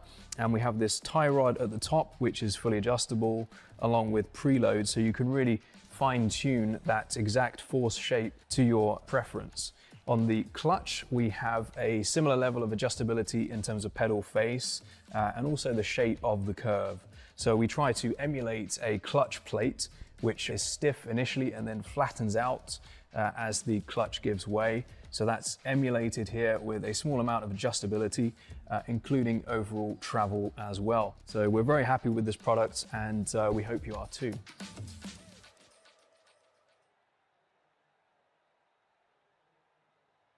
Great to be back after that short little ad break there. I think the drivers, none of them are out on track. They must be out getting some refreshments at the moment with about 2 minutes to go till the end of the warm-up session. It'll be 2 minutes until race 3 this evening, where the reverse top 10 will take shape for us as we fight our way forward. So getting themselves sorted. Daniel Harris had his comms muted in race 1. They're just getting him sorted and getting him back and talking again within the session. So 2 minutes left. Daniel Harris is now heading out on track after he's gotten his comms sorted out. See what he can do here in this little warm-up session. Takes that race win, as I said, in race number 2. But man, oh man, what a race those 2 15-minute races were. Really, really heading it up for us. And what's it going to be like next season? Because, I mean, we're going to be going racing at one of the toughest street courses in a brand new race format for next season and going forward after that as well. How's it going to be for that finale race at Belle Isle next season? But what's it also going to be like for the rush rounds next season? I mean, the Red Bull Ring round 2, Winton round 5, and then Bathurst round 7 are our 3 rush rounds for season 2. Our feature rounds for season 2 we'll start with a feature at Hockenheimring for 60 minutes, then at Montreal for round 4, and then into Lagos for round 8. The sprint rounds next season, we go racing at Silverstone Historic Circuit, Okayama, and then Long Beach as well. And then that special finale race type, 2 30-minute feature races at Belle Isle. Last round is subject to change if Adelaide is released in season 3 of iRacing, and Okayama is subject to change if Pukekohe is released in season 3 of iRacing as well. Only about 30 seconds left for Daniel Harris to get this car around in the warm-up before we go racing for race number 3 here this evening. 30 minutes of racing to come your way with a continuous grid off the results of race 2, but the top 10 has been inverted. So Daniel Harris will start P10 on the road in race number 3 here this evening. Other drivers out there, well, they'll also start a bit further back or a bit further forward than what they finished in race 2 as well. For those drivers who were inside of the top 10 drivers, though, who have to do some work here tonight, namely Corey Lazarus, back of the field. It has been a tough night on the road for him thus far. It's been a real night to forget thus far for Lazarus. It would be a drop round at this point of the season for him. As we get ready for race 3, the starting grid will be as follows. Jared McLeod will start pole position ahead of Johnny Rowe, with Alex Schuller and Ellie Gardner on your second row of the grid. Ben Pedersen, Paul Wilson for your top 6, with Tim Nicol and Simon Mazzomo for the top 8. Shannon Fever and Daniel Harris will then make up the top 10. Craig Schultz and Jaden Wilcox will then make up our 6th row. Dan Patrick, Jordan Ferguson, Adam Hughes, the top 15. Patterson, Lazarus, Tesseriero, Toth, Corgier, the top 20. Duddle, will he start race 3? He didn't start race 2. He was in the server. And then Smith's all the way at the back. So we'll see what happens here tonight, though. Off the continuous grid for race number 2. Race number 3 tonight. Continuous grid off of race number 2. They will start how they finished from P11 down. The top 10 have been flipped. So that means that McLeod will take his teammate's place and he'll start pole position here in race 3. Johnny Rowe, what can he do from the front end of town? Same for Schuller. Gardner will be having for a good gain. This is good for Ben Pedersen in his hopes of getting good points here this evening to make up for Phillip Island last week. And with Lazarus having a tough go of it, this could be massive, could pay massive dividends as well for him in this round tonight. We're still awaiting Nickel, Harris, Tesoriero to join the grid. And then we'll be rocketeering and racing off the start-finish line. Predictions for this one, personally, I think Pedersen's going to be hungry to get a second win on the night. He'll want to try and fight his way forward early. He starts a bit further ahead than Harris. Lazarus, that's going to be tough for him to get forward, although he's got half an hour to do it. There will be a pit stop in there. And with these hot temperatures, I almost guarantee you there will also be tyre changes as well. So this is going to be a tough night on the road. Half an hour to come your way of Road Atlanta. The Michelin tyres will be absolutely screaming their absolute tits off all throughout the field. But the lights are up for race number 3 this evening. McLeod and Rowe will start on the front row. It is 5 lights. And the scramble to turn 1 begins. And we are underway for the final race of round 8. For the final rush round of the season. And look at the scramble towards turn 1. The trying to just scratch and claw at positions. McLeod has started it well. Pedersen's trying to get it done on Rowe at the top of the hill if he can. Oh, side by side, door to door, and Rowe's been turned round. Rowe has been turned round, and Pedersen may have answering to do for. And that may cost him here this evening at the opportunity of a second win on the night and the round win to boot. He's got to push forward now. He's got to push forward as quickly as possible. Gardner's trying to get it past Alex Schuler, but there's Pedersen on the inside. There's contact with Gardner and Schuler, and it's made contact with Pedersen, and off goes Schuler. It was always going to be messy between them. Trying to make it 3 wide at turn 6 on that one is never going to work. Gardner's trying to hold back and redress, but Schuler's all the way down the order. Could be some early drive-through penalties coming their way here this evening. This could pay massive dividends to Simon Mazzomo, and they're slowing up. I believe the safety car is joining the circuit here this evening for the first time. And I believe it's Johnny Rowe waiting for his toe down there. But let's have a quick look what happened on this first lap, because this here was chaotic as ever. So Pedersen at the front of the field was trying to take it on Rowe. They make contact. Rowe goes round into the wall. Broken car. He tried to get it rolling again, but I don't think he had the drive. He didn't have the drive to get it through. And then as he's trying to get it going, all of this was then starting to materialise. Pedersen and Gardner trying to get past Alex Schuler. But you see this here. I think Gardner found at the last moment that Pedersen was there. Schuler gets sent off the road. Gets absolutely served. And it's just unfortunately a messy moment at the start of this race. So safety car's out there. Lucas Burt behind the wheel. Made jokes with the race control team that Lucas is winning the safety car championship at the moment. He has led the most laps in the safety car out of the race controllers this season, out of the 4 of them who have participated in the race control booth. Now, what does this safety car mean? It means there might be now some fuel saving happening. If we get any more in this race, then that may mean we go no stop territory. We are giving up laps here with this safety car. Current order of things for the 20 cars who are participating here in race number 3. Well, the safety car is actually technically ahead of Johnny Rowe. Rowe has not completed lap 1. Hopefully he gets back out there and does so here in race 3. Does Pedersen cop a penalty? We'll have to wait and see for that. Does Gardner cop a penalty as well? Again, it's a wait and see scenario. We also found out through all of this, there's a post-race points penalty coming the way of Ernie Toth for an unsafe rejoin in race number 2 as well. So a whole heap of post-race points penalties getting handed out tonight. A couple of license points penalties as well will go with that. That could have big implications on the championship too. Now, you've got to remember, those license points very crucial. When you get to 9, you get a rear of grid penalty. When you get to 10, you get a round ban. So drivers have got to be very selective in how they cop them. They got to be careful. Some of them will be on wood. Now, after 10 rounds, you drop a certain amount of points. So when we get to round one of season 2, drivers will drop their license points from round 1 of season 1, and that will then roll on forward throughout the rest of the season. But if you're on wood, it can be very easy that if you get a heap of license points tonight, you carry those all the way through to round 8 next season, nothing stopping you from copping more again prior to those 8 getting dropped. So it's tough going for some drivers.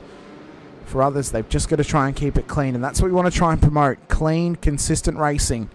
We don't want it to be this sort of desperado dives for positions. We don't want it to be banging doors and causing crashes all the time. Now, personally, as a broadcaster, I love the chaos. It creates drama. It creates controversy. That creates good viewing.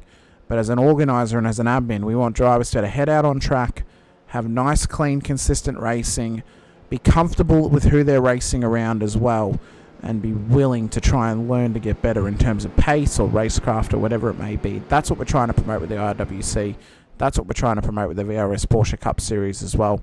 It's one of the reasons that we hold our drivers to such high standards, and why our race control is at such a high standard as well, being led by the great Greg Favell, Lucas Bird in that safety car, very seasoned race controllers, and why Jack Anderson, one of our admin, is in there to learn and get better with his understanding of how race control works, so we can better fundamentally get our rules set in place so it creates some fantastic racing once again. It'll be double file restart, I think. No, it should be single file. The lights are out on the safety car, so we'll be going green at the end of this lap. There may be some answering to be had for some drivers after the end of Road Atlanta. But with 2 rounds to go, all that's important is keeping yourself clean and keeping yourself in the championship fight as well. So we'll see how it pans out throughout this race. We'll see how the drivers do in the rest of this one. 5 minutes, or sorry, 6.5 minutes have been completed. We've been under safety car for the majority of race number 3. Are we going to see the VRS BMW safety car once again tonight? We hope not. We want some good, clean, green running. But who knows? Maybe the safety car comes out, bunches them back up again with 10 minutes to go.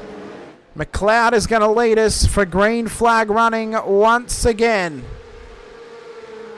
as we run around turn 12. Can we last more than a lap of green flag racing? As Pedersen is already putting the pressure here on Jared McLeod. Gardner under pressure from Mazomo in the background. Harris is trying to get it done on Nickel as well. So the battles are coming from here, there, or everywhere at the moment, as drivers are trying to find their place in this race going forward. McLeod and Pedersen look to go too wide towards turn 6. He's still there, Jared.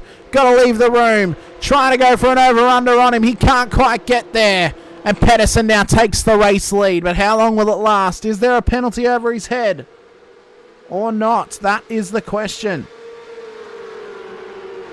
Is there a penalty coming over the head of Ben Pedersen?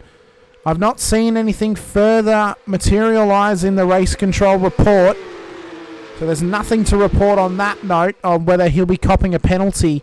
Same thing could be said for the penalty with if Ellie Gardner will be getting anything for the Alex Schuler moment. Again, we have to wait and see. There's a lot of racing to come as we run it around turn 12. So Pedersen leads us with McLeod, Gardner, Mazomo, Fever the top 5. Harris, Nichols, Schultz, Wilcox. Lazarus has fought his way to the top 10 as Hughes and Toth have been off the road at the back of the field. They've kept it going though, but I think that might be Matt Tessariero turned around. He's not happy. He is not happy at all with what has happened down there. So he came round. There was contact with Hughes. Toth had to take evasive action. But there was a bit of door-to-door there, so let's watch this through again. So Tesseriera goes for it down the inside. There's contact made behind the trees. Tesseriera has then spun it round and ends up off the road. So it's a tough night. Tough night on the track for Matt. But it's been a fairly good night for Pedersen. Some good, solid points on the board. Now, he has dropped a couple thanks to a points penalty, but he's still out there fighting his way forward at the moment. You see, though, the pressure that Mazomo is putting on Wilcox into turn 10A. Sorry, not Wilcox, McLeod. He's up the inside of McLeod. He's trying to get this job done as Mez. Bit of a rear wheel slip for McLeod. That's going to give it up to Mez and to Gardner. His teammate Harris wants to come through as well. Side by side, the teammates go. There's biffing and barging with Shannon Fever at the moment. It is getting very, very feisty in the mid-pack of the top 10. McLeod loses out to his teammate. He holds back Shannon Fever. And now they settle back in again for another battle, another gladiator-esque bout going forward. We're a third of the way through, 20 minutes left in race 3 on the night. Pedersen leads the way. Nickel in behind Fever with Schultz on his tail. There's Lazarus. And what's been a phenomenal comeback thus far this evening. He's up 8 spots into P9. Really has cooled the jets in race 3 here. He used the end of race 2. Got out there in clean air. Cut some solid laps. Got himself feeling comfortable. Got himself calm again. He's reset and he's pushing forward in race 3. This is what we love to see from Lazarus. It's what we love to see. We don't want to see overzealous driving. We want Lazarus at his best, because that's the Corey Lazarus that can win a title as Schultz sends it up the inside on Nickel. There's contact made. Schultz is off the road. Nickel's gone through. Wilcox gets past Lazarus, had to take avoiding action. Surely Schultz may call it in, but he did dive it up the inside of Nickel. We'll see what race controls say about it, as Dan Patrick has now lost out to Tim Nickel as well. I don't know if we can put any fault on Nickel for that. We'll see what race control say. They'll look at it from multiple angles, and yes, they'll look at it with their eyes, and they'll make a determination on that front as well. But for Lazarus, he got a position for free. 2 positions for free even. Well, he's up to P8, but Wilcox snuck his way through at 10A and 10B. Got it past him at that point as well. But man, oh man, what a race this has been. Race 3 has really turned the taps on for us. And look at this battle. 3 of the top 5 in the championship battling it out for P2. Pedersen, their next main rival on the road. They may have to start working together. Put your roles aside. Put your egos aside. I know you're battling for a title, but you don't want to let Pedersen run away with it tonight. You want to make it a 4-way bout and really put the cat amongst the pigeons and see what happens when the spanner's thrown into the works. As we run down towards 10A, 10B. Gardner not willing to go for a move on Mez. Harris is just chilling back there, so maybe some fuel saving happening. Again, could be tactics. This could be tactics. They may be trying to work together, but Harris doesn't want to work together with Gardner. He wants it up the inside. He wants to sit right on the tail of Mazomo and put the pressure on him to chase down Ben Pedersen. Alex Schuler has had a moment at the back of the field. He's kept it going. It's just a minor spin. Nothing untoward. And not needing a safety car. But Mez will be feeling the pressure from Harris on his tail. And then Gardner lurking in the background. And then the ensuing, almost guaranteed chase down of Corey Lazarus. But how quickly can Lazarus chase down the pack? He is stuck behind traffic at the moment, where Simon Mazomo's teammate, Jaden Wilcox, is playing rear gunner for Mazomo and holding back Lazarus. Now this could be starting to frustrate Lazarus here. Again, just needs to keep a cool, calm, collected head. He'll would have maximised the run through 7. He's in the tow. He should be able to get this done down at 10A, 10B. But it's not going to be oh so easy. Wilcox will make him earn it. He'll make him do it the long way around if he can. As they run it down through 10A. Lazarus is still there. It's an outside line to an inside line for him. Up the inside of Jaden Wilcox. Corey Lazarus Can he get this job done? Wilcox is still there. They're still side by side. Lazarus just inches ahead and takes P7 on the road ahead of Jaden Wilcox. And now Shannon Fever is the next car on the road for him as Tim Nichols come through pit lane. Have to wonder if that may be a drive-through penalty. Ben Pedersen as well is getting a drive-through penalty for the moment with Johnny Rowe. So Ben Pedersen is going to have to drive through pit lane.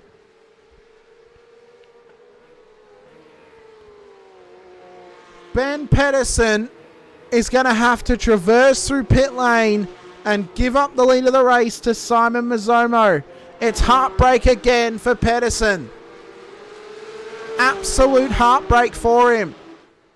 And now the problem is, he'll get the license points for it. He'll edge closer and closer to not only that 9 license points, which gets you a rear of grid penalty, but it also puts him 1 away from a round ban at 10. And he'll have to go in to Indianapolis next week. That's if he doesn't get any more tonight. He'll have to go to Indianapolis next week, driving as clean and consistent as possible to make sure he does not cop that round ban for Belle Isle at the end of the season. Otherwise, that's championship done. That is done. That's it if he does that. So now he's got to put the head down. He's got to come through pit lane, serve the drive-through, and then push on to the next round of the season. And that's all Ben Pedersen can do at this stage.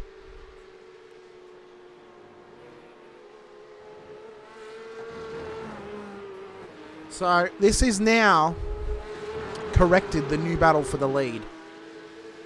Mazzomo and Harris. 2 drivers in the top 3 of the championship. Harris leads. Mazzomo is P3. He's getting good gains tonight on Lazarus. In fact, he actually would probably be now P2 in the championship over Lazarus. Remembering there was only 1 point that separated them after the drop rounds. So this has really heated up. First half of the season, that was Lazarus's to call his. The last half of the season, it's been the resurgence of Daniel Harris, who missed out at Thruxton. He had the round win at round 2 at the Saxon Ring. We thought at the end of round 1 it was going to be Lazarus's to dominate. Then Harris picked his head forward, had a clean race at the Saxon Ring, took home the points. Missed out at Thruxton, went to Donington Park. Daniel Benefield took the race win. But it was Mazzomo who really garnered the points for those top 5. And then we went to Thruxton. Harris wasn't there. Pedersen, Mazzomo, and Lazarus took some good solid points in that one. So did Gardner. And Catalunya, that thing really opened it up. Same for Sandown and same for Phillip Island last week. And now at Road Atlanta here this evening, it's big pressure for these drivers because Ben Pedersen has only got a couple of laps to come through pit lane and serve that drive-through. They've determined that it's an NFA for the moment with Ellie Gardner and Alex Schuler. So that's an NFA at the moment. Paul Wilson's off the road. Shannon Fever as well is off the road with an engine blown. He's been allowed, I think, to tow back to pits. I would hope so. I hope he hasn't just towed without permission, because that'll look really bad for him. Oh, he caught the curb again and caught the bump. Oh, and then he took Craig Schultz with him. Or was that? No, that was Jaden Wilcox, sorry. He took Wilcox with him. And I don't think he requested the tow. So remember, Pedersen needs to commit to the drive-through. He can't keep going. He's going to have to do it on this lap if he can. It was a tow without permission for Fever, so he has now been disqualified from this race.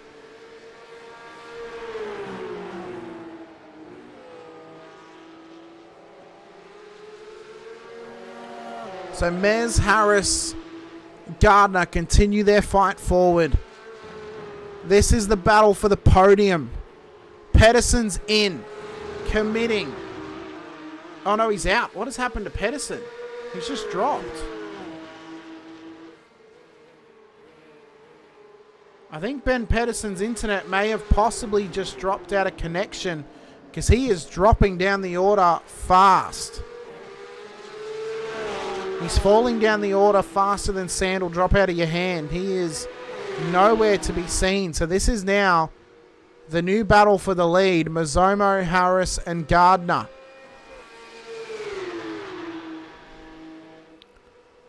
So Mazomo and Harris, how long do they go before they pit for fuel? And do they take tyres?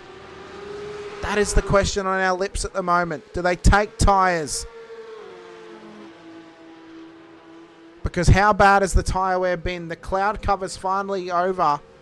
Overhead, we're down to 40 degrees track temp and it's dropping. So the track temp is getting cooler. The track is getting faster. And the drivers are really fighting their way forward.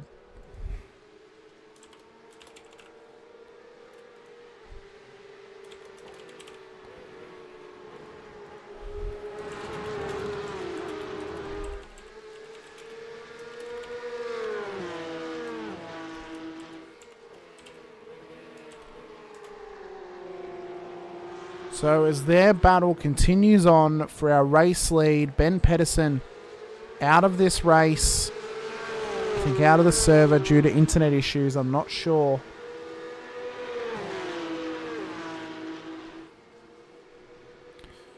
But this battle is heating up at the front. But there's more battles happening further behind as well. Harris is playing the fuel-saving game. He's not willing to go for it just yet on Mazomo.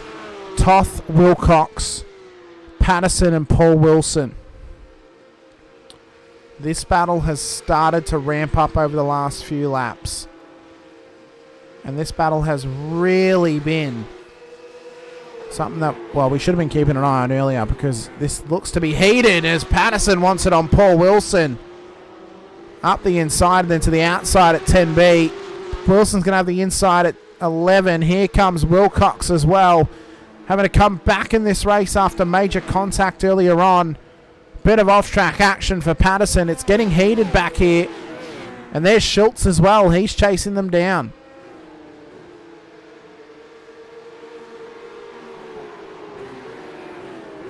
So this racing between them has been it's been feisty tonight. It has been feisty. We're not going to sugarcoat it. It's been feisty. It's been fiery. Some of the racing maybe needed to get tuned up a little bit, but that could also come down to the setup and the track temperatures as well.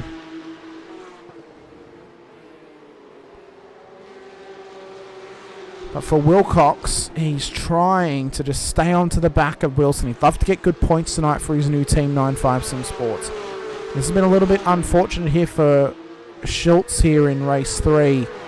Not up to his previous standard as Lazarus, who's now inside the top 4, sets the fastest lap of the race, 1:20.53. As Corgier and McLeod battle through 10A and 10B. Corgier gets the position before the exit of the Formula D section. So Lazarus is slowly chasing down the top 3 now of Mazomo, Harris and Gardner. So if he can continue just to pluck away, just to continue to chase them down, we could be in for an all-timer to end out this race. Oh, he's pushing hard though. He is pushing hard. He's getting off tracks left, right and centre. He wants this race win. He wants this top 4. He's got 5 seconds to gain. I think he might actually have a slowdown at the moment that he's having to serve. So that's going to lose him a little bit of time. But we have got about 7 minutes left.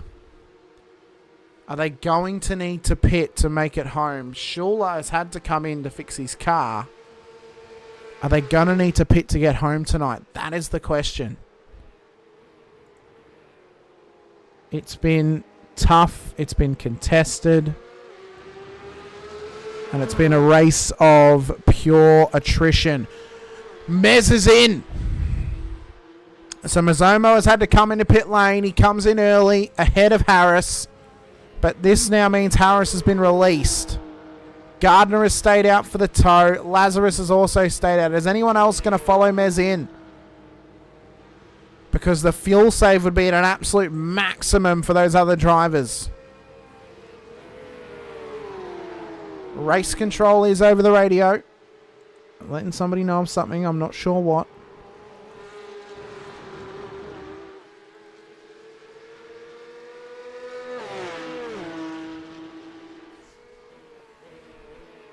But Harris and Gardner, when do they need to come in? We have got coming up on 6 minutes to go in race 3. There hasn't been enough safety cars to make it a no-stopper, I don't think. It would be an immense fuel save to get this car home on this limited fuel cell. Where's Mazomo ended up? He's ended up back with Ernie Toth. Oh, he's ended up back in this battle. His teammate Schultz is in behind. Then there's Patterson. Then there's Wilcox. This will be hurting him now. Being stuck in this battle pack. This is hurting him. And this may lead to Harris actually getting him in the pit lane. This is going to be tough for Mez now to get past these guys, because the only ones who are going to let him go are his teammate Wilcox, who's doing so right now. And I don't think Patterson's going to let him past. I think he's going to have to earn it from Stuart Patterson. Wow, wowee. The racing has been immense thus far tonight. It's been chaotic. It's been controversial as ever. But it's been hard, fast racing. And even through all the crashes and all the incidents, Patterson lets Mez go. Smart play there. Lets him have it for free. And now Mez pushes on. Through all of this battling and all this chaos, there has been a beautiful symphony of this race. And that beautiful symphony is how is this championship order now going to be decided leading into Indianapolis next week? Who's going to have that orange number next to their name? At the moment, it looks like it's going to be Daniel Harris. But it could be a little bit of a swing happening. I'm not sure. We'll have to see how all the little pieces come together and how that then evolves into what our standings are next week before the final droppable round of the season. Once Indianapolis is complete next week, the drop rounds will be final, the points will be final, and we'll go in to Belle Isle at the end of the season. Undroppable race where the champion will be decided. It'll be all about what happens on the road, nothing else. There'll be no drop rounds overhead, there'll be nothing. It'll come down to how well do you do at Belle Isle, and do you do what you need to do to beat your competitors on the road. As Jaden Wilcox is dropping position here to Ferguson, he's been trapped on the outside line, and Ferguson's gotten through. Harris has kept going. He has kept going. Gardner is attempting a no-stop at maybe. She's saving fuel. So is Lazarus. And Patrick Corgier McLeod in behind. The Mazomo's back inside of the top 10. So we'll see how this fuel save works for them. It's a bold strategy. There's 3.5 minutes left, so only a couple of laps. Nichols come into pit lane. I'm not sure why. I don't know if there's a penalty, possibly. Oh, I have also just seen that Pedersen, the reason that he disappeared was he ignored the iRacing drive-through, the drive-through penalty. He ignored the black flag, and he got disqualified. So that answers that question for us. So Harris is not coming in. There is 2 minutes 40 seconds left. Gardner's in. So she's had to commit to pitting. Lazarus has stayed out as well. They're attempting the no-stopper.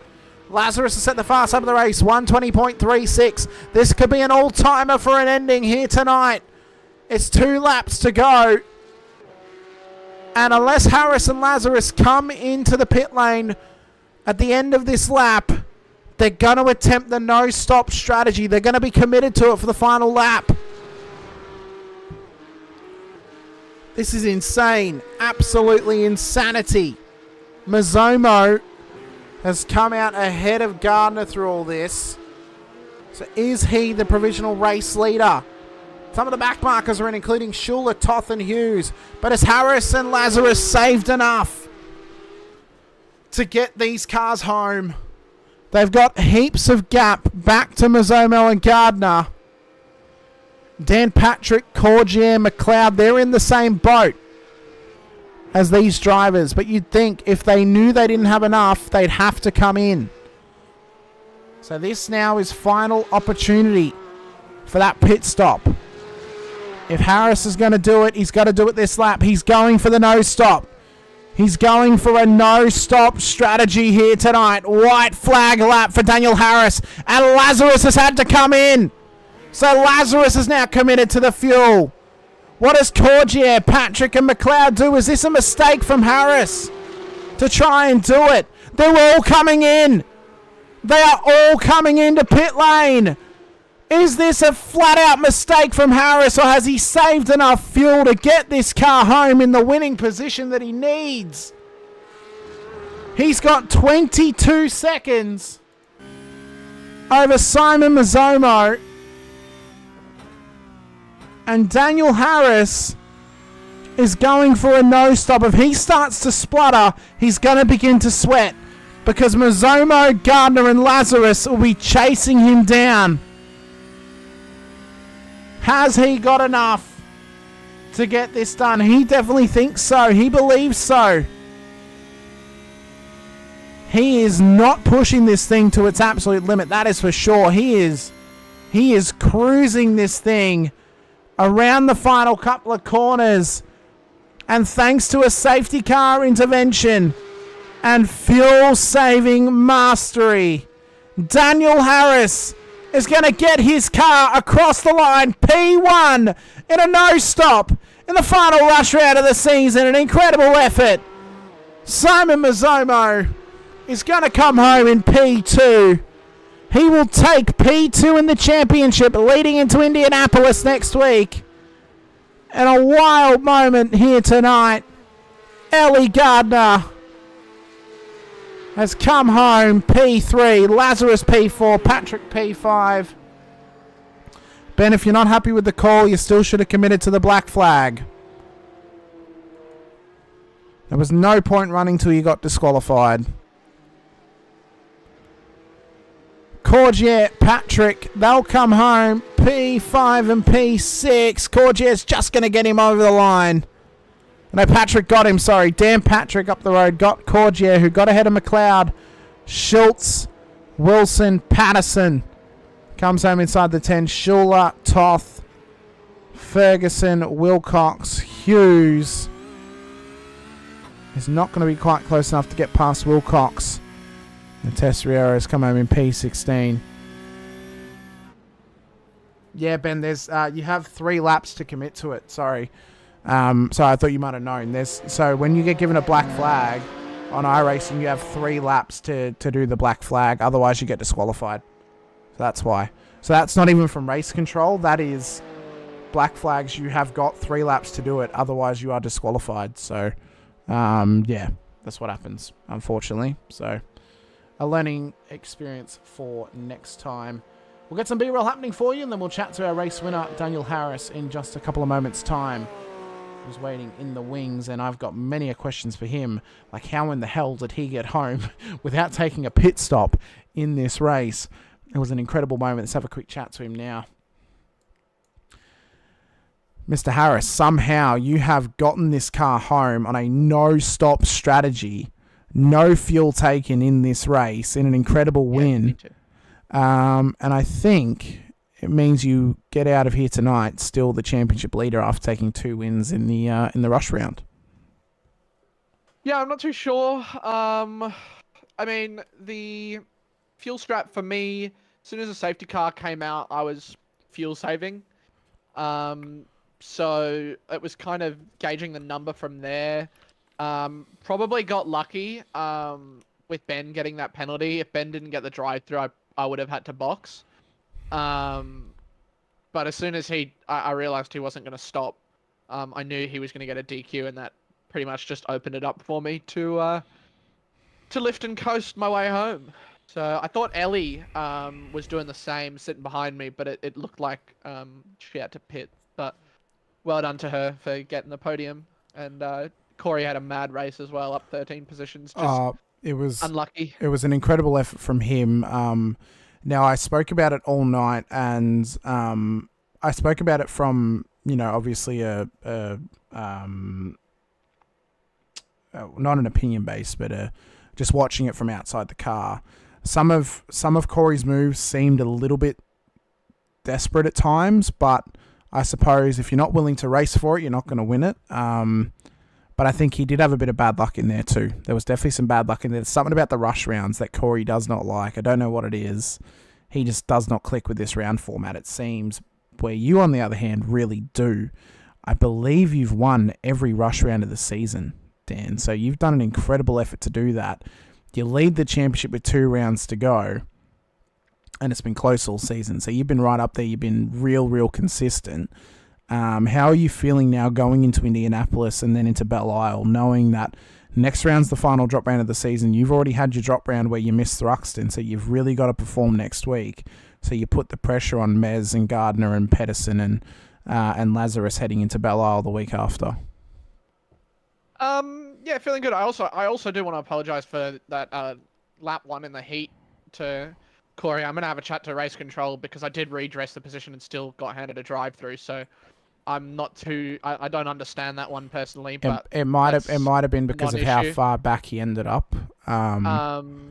So I'm not sure that's something to talk to them about. So going into the next rounds, I mean, I quite like Indy Road. I think it's the old one, isn't it? It is. It's the MotoGP layout, so it has the extended infield.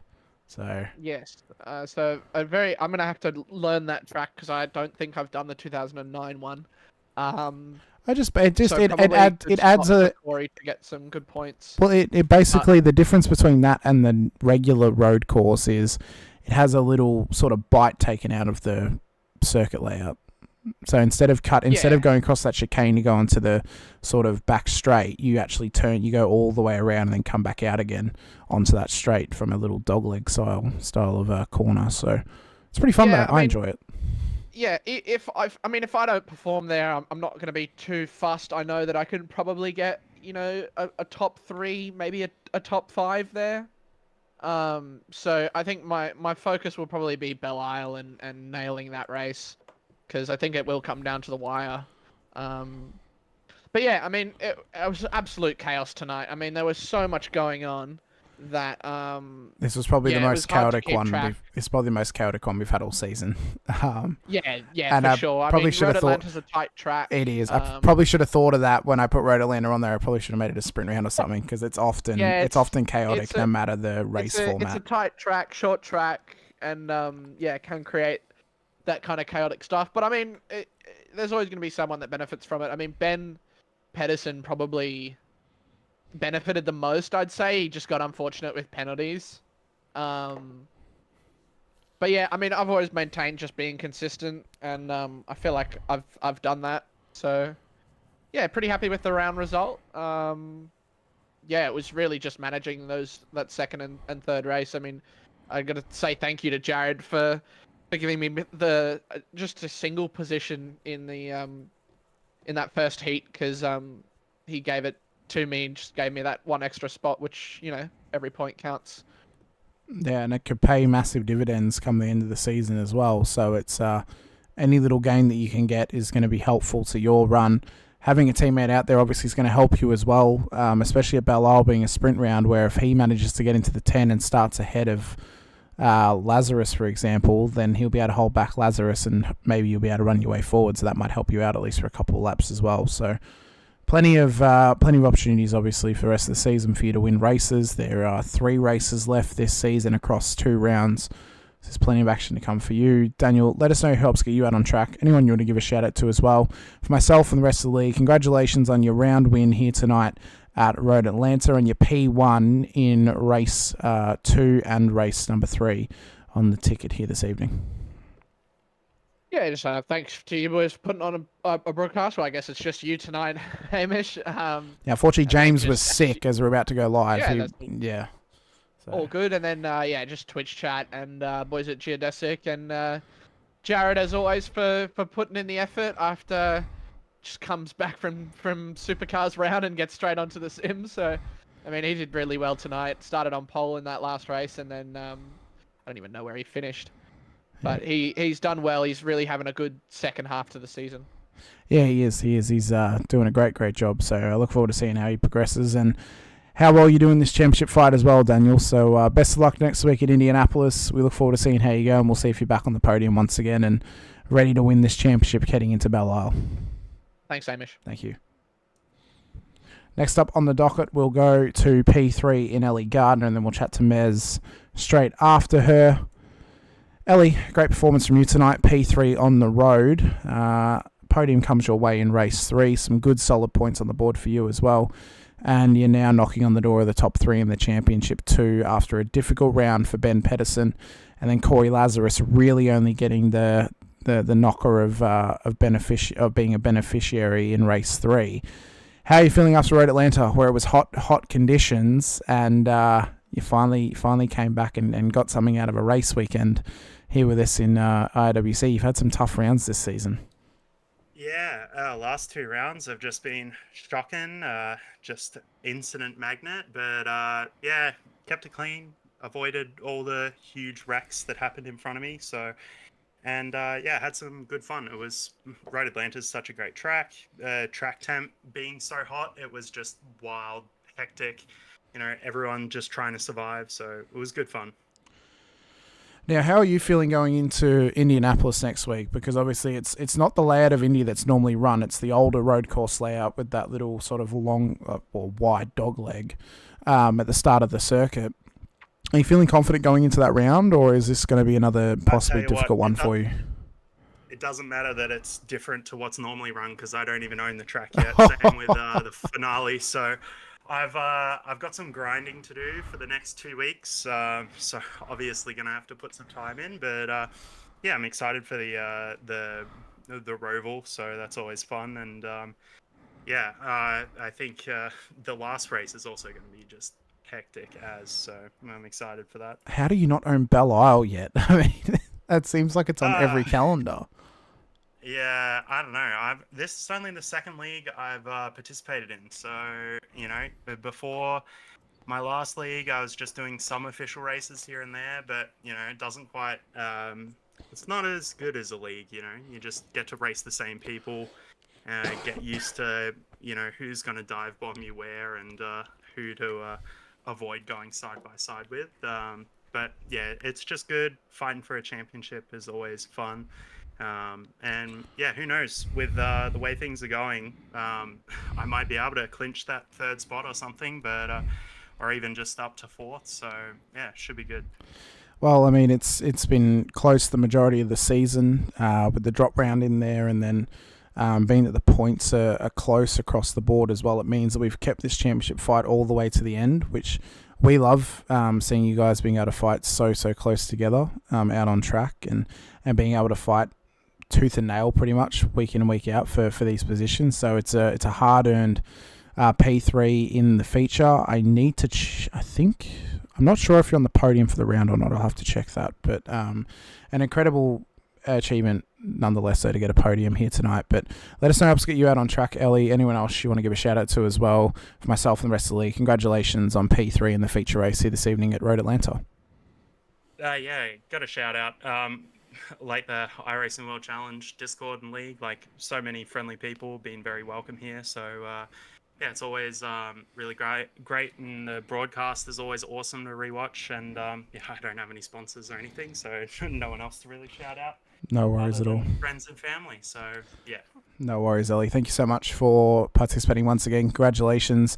Best of luck at Indy and at Belle Isle as you learn to traverse those circuits for the first time. Really been put in the deep end here. Anyone's going to see me for the next 2 weeks, so I'm just going to be in my room alone. Well, we'll see. We'll see how well that pans out for you. But best of luck nonetheless, and we'll see where you end up in this championship. You've got a grasp on the top 5 at the moment. We'll see how you go, though, if you can get into the top 3. Yeah, cheers. Thanks. No worries, man. No worries, Ellie. Thank you. We just had Ben in the chat, so he might not be there, so you might not have to worry about it. Depends on work. Haven't had a lot of time to prac you last 2 weeks. Okay, so that might be a factor as well if Ben Pedersen is going to be around. Let's have a quick chat to Mr. Simon Mazzomo in P2 here this evening. Mr. Mazzomo, I've just cut you off so rudely talking to Ellie. I do apologise. Again. You may go back. You may go back to chatting to her post this race, but post this interview. But Mez, I have a feeling in my quick-tistic maths, not even looking at the results, just by memory, I think you might now be P2 in the championship. Oh, that's nice. Because there was only 1 point between you and Corey coming into tonight, and a tough race 2 for Corey Lazarus, and then you still beat him in race 3. I think you might be ahead of him now. I think you might be P2. I think Rankin's nightmare might be on for you to maybe actually challenge for a championship here, Mez, which is great to see. You've done an incredible job. Oh, thank you. I don't know how that's gonna go. There's still what 2 more rounds to go. There and is. I've still got I got a bit of a pace deficit still. So I think tonight was really just luck that really sort of played out, and just staying out of trouble. So yeah, I don't know. I still don't. Like I said, I'd like to come top 3, but I don't consider myself a championship prospect. Dan, Corey, and Ben that are faster than me. I'm barely hanging on, so I'm just trying to consolidate where I can. Rankin has been in your head too much, hasn't he? He's been talking you down too much, so now you believe it. You are genuinely in this championship fight. If things go your way, because you got to remember, I mean, like Indianapolis next week, it's a layout of Indy that's not used all that often.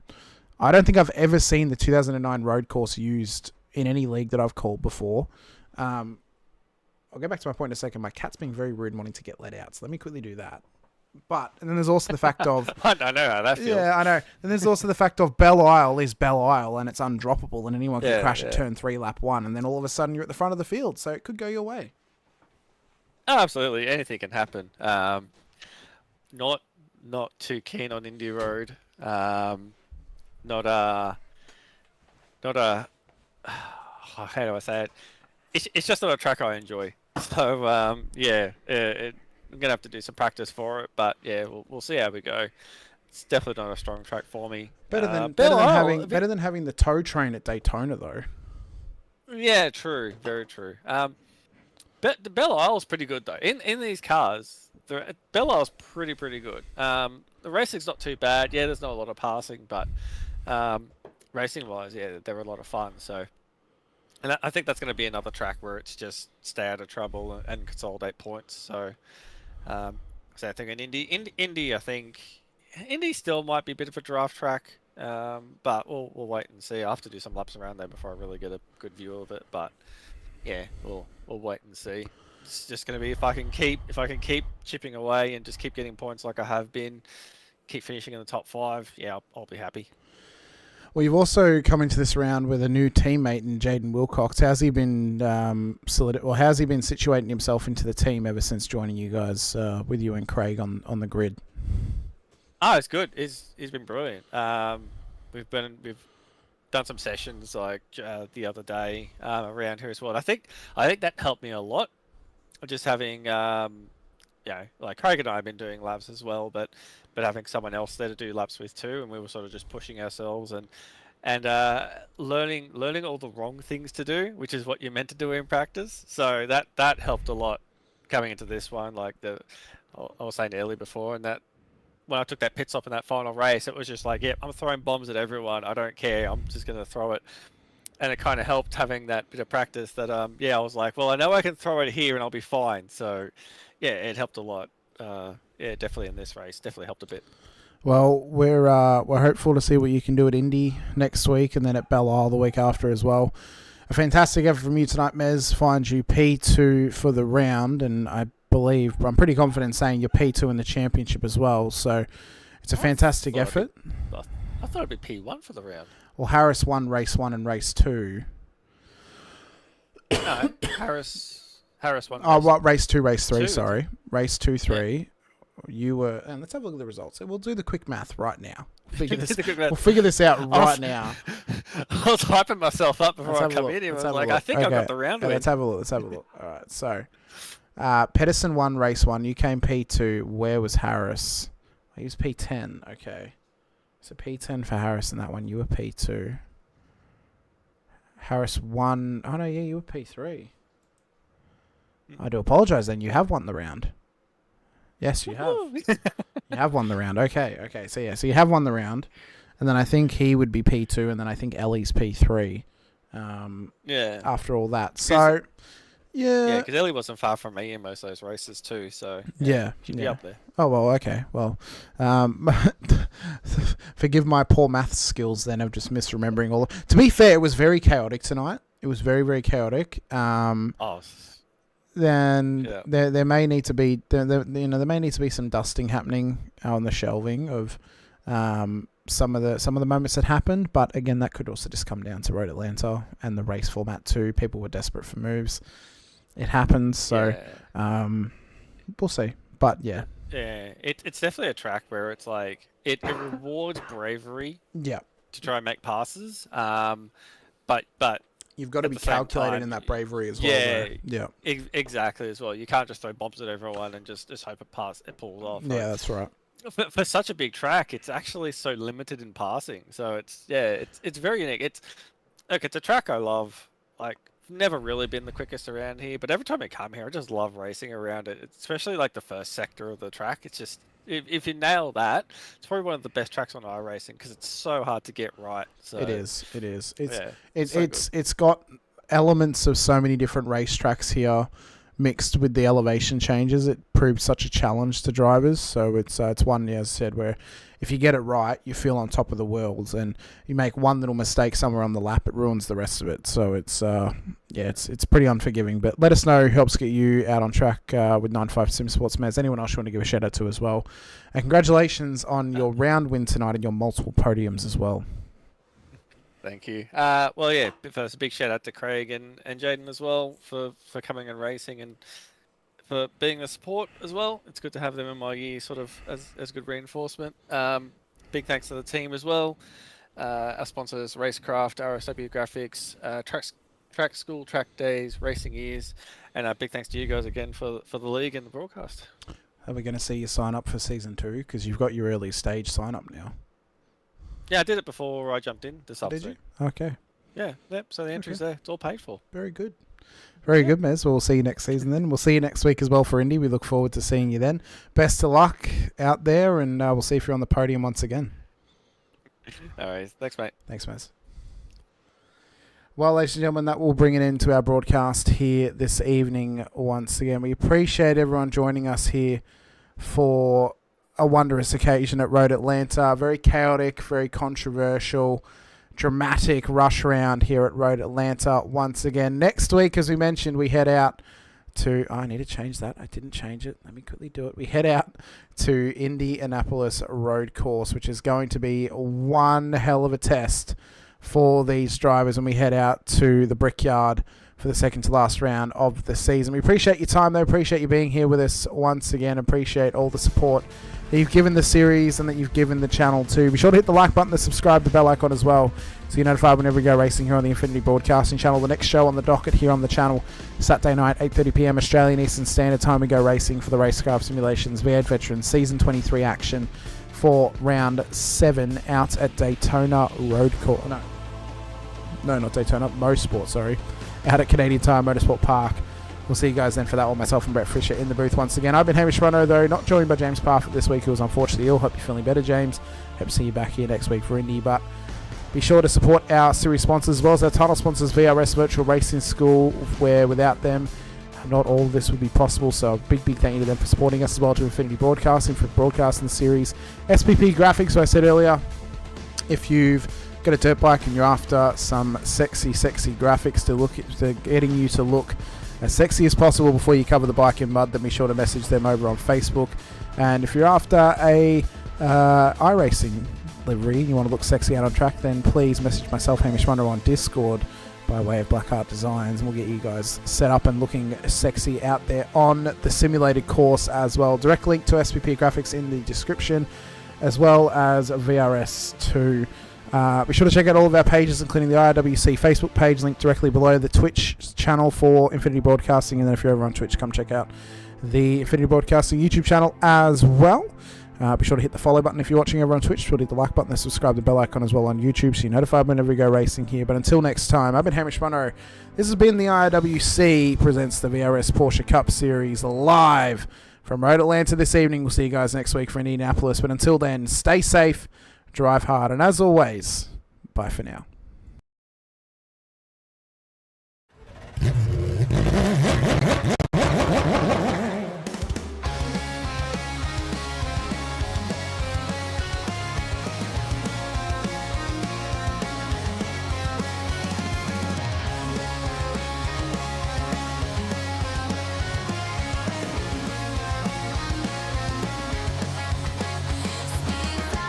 No control. control. Feel the thunder in my soul. Through the danger, through the pain. Only one thing to do to get to victory lane. Taking risks, full send, and in the end, be the best. It's taking over, cannot contain the desire to get to victory lane.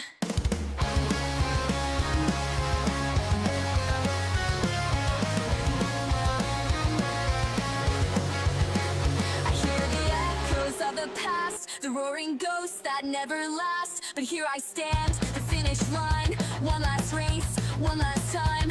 Through it all, get past the pain. Cutting laps, making gains. Feeling tired, get to my aim. The desire to get to victory lane. Speeding faster, no control. Feel the thunder in my soul. Through the danger, through the pain. Only one thing to do to get to victory lane. Taking risks, full send, and in the end, be the best. It's taking over, cannot contain the desire to get to victory lane.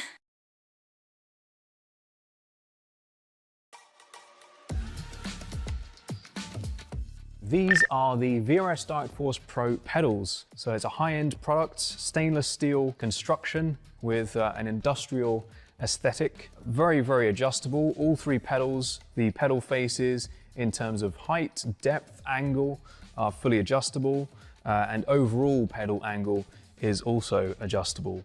Now, if we look at the throttle pedal first, we have quite a unique design here. So we have a rodless spring, which doesn't quite look right to the eye, but functionally performs extremely well. Absolutely no friction whatsoever, so really nice smooth response. And we have a lot of adjustability here in terms of initial starting force, preload, and also overall force and pedal travel.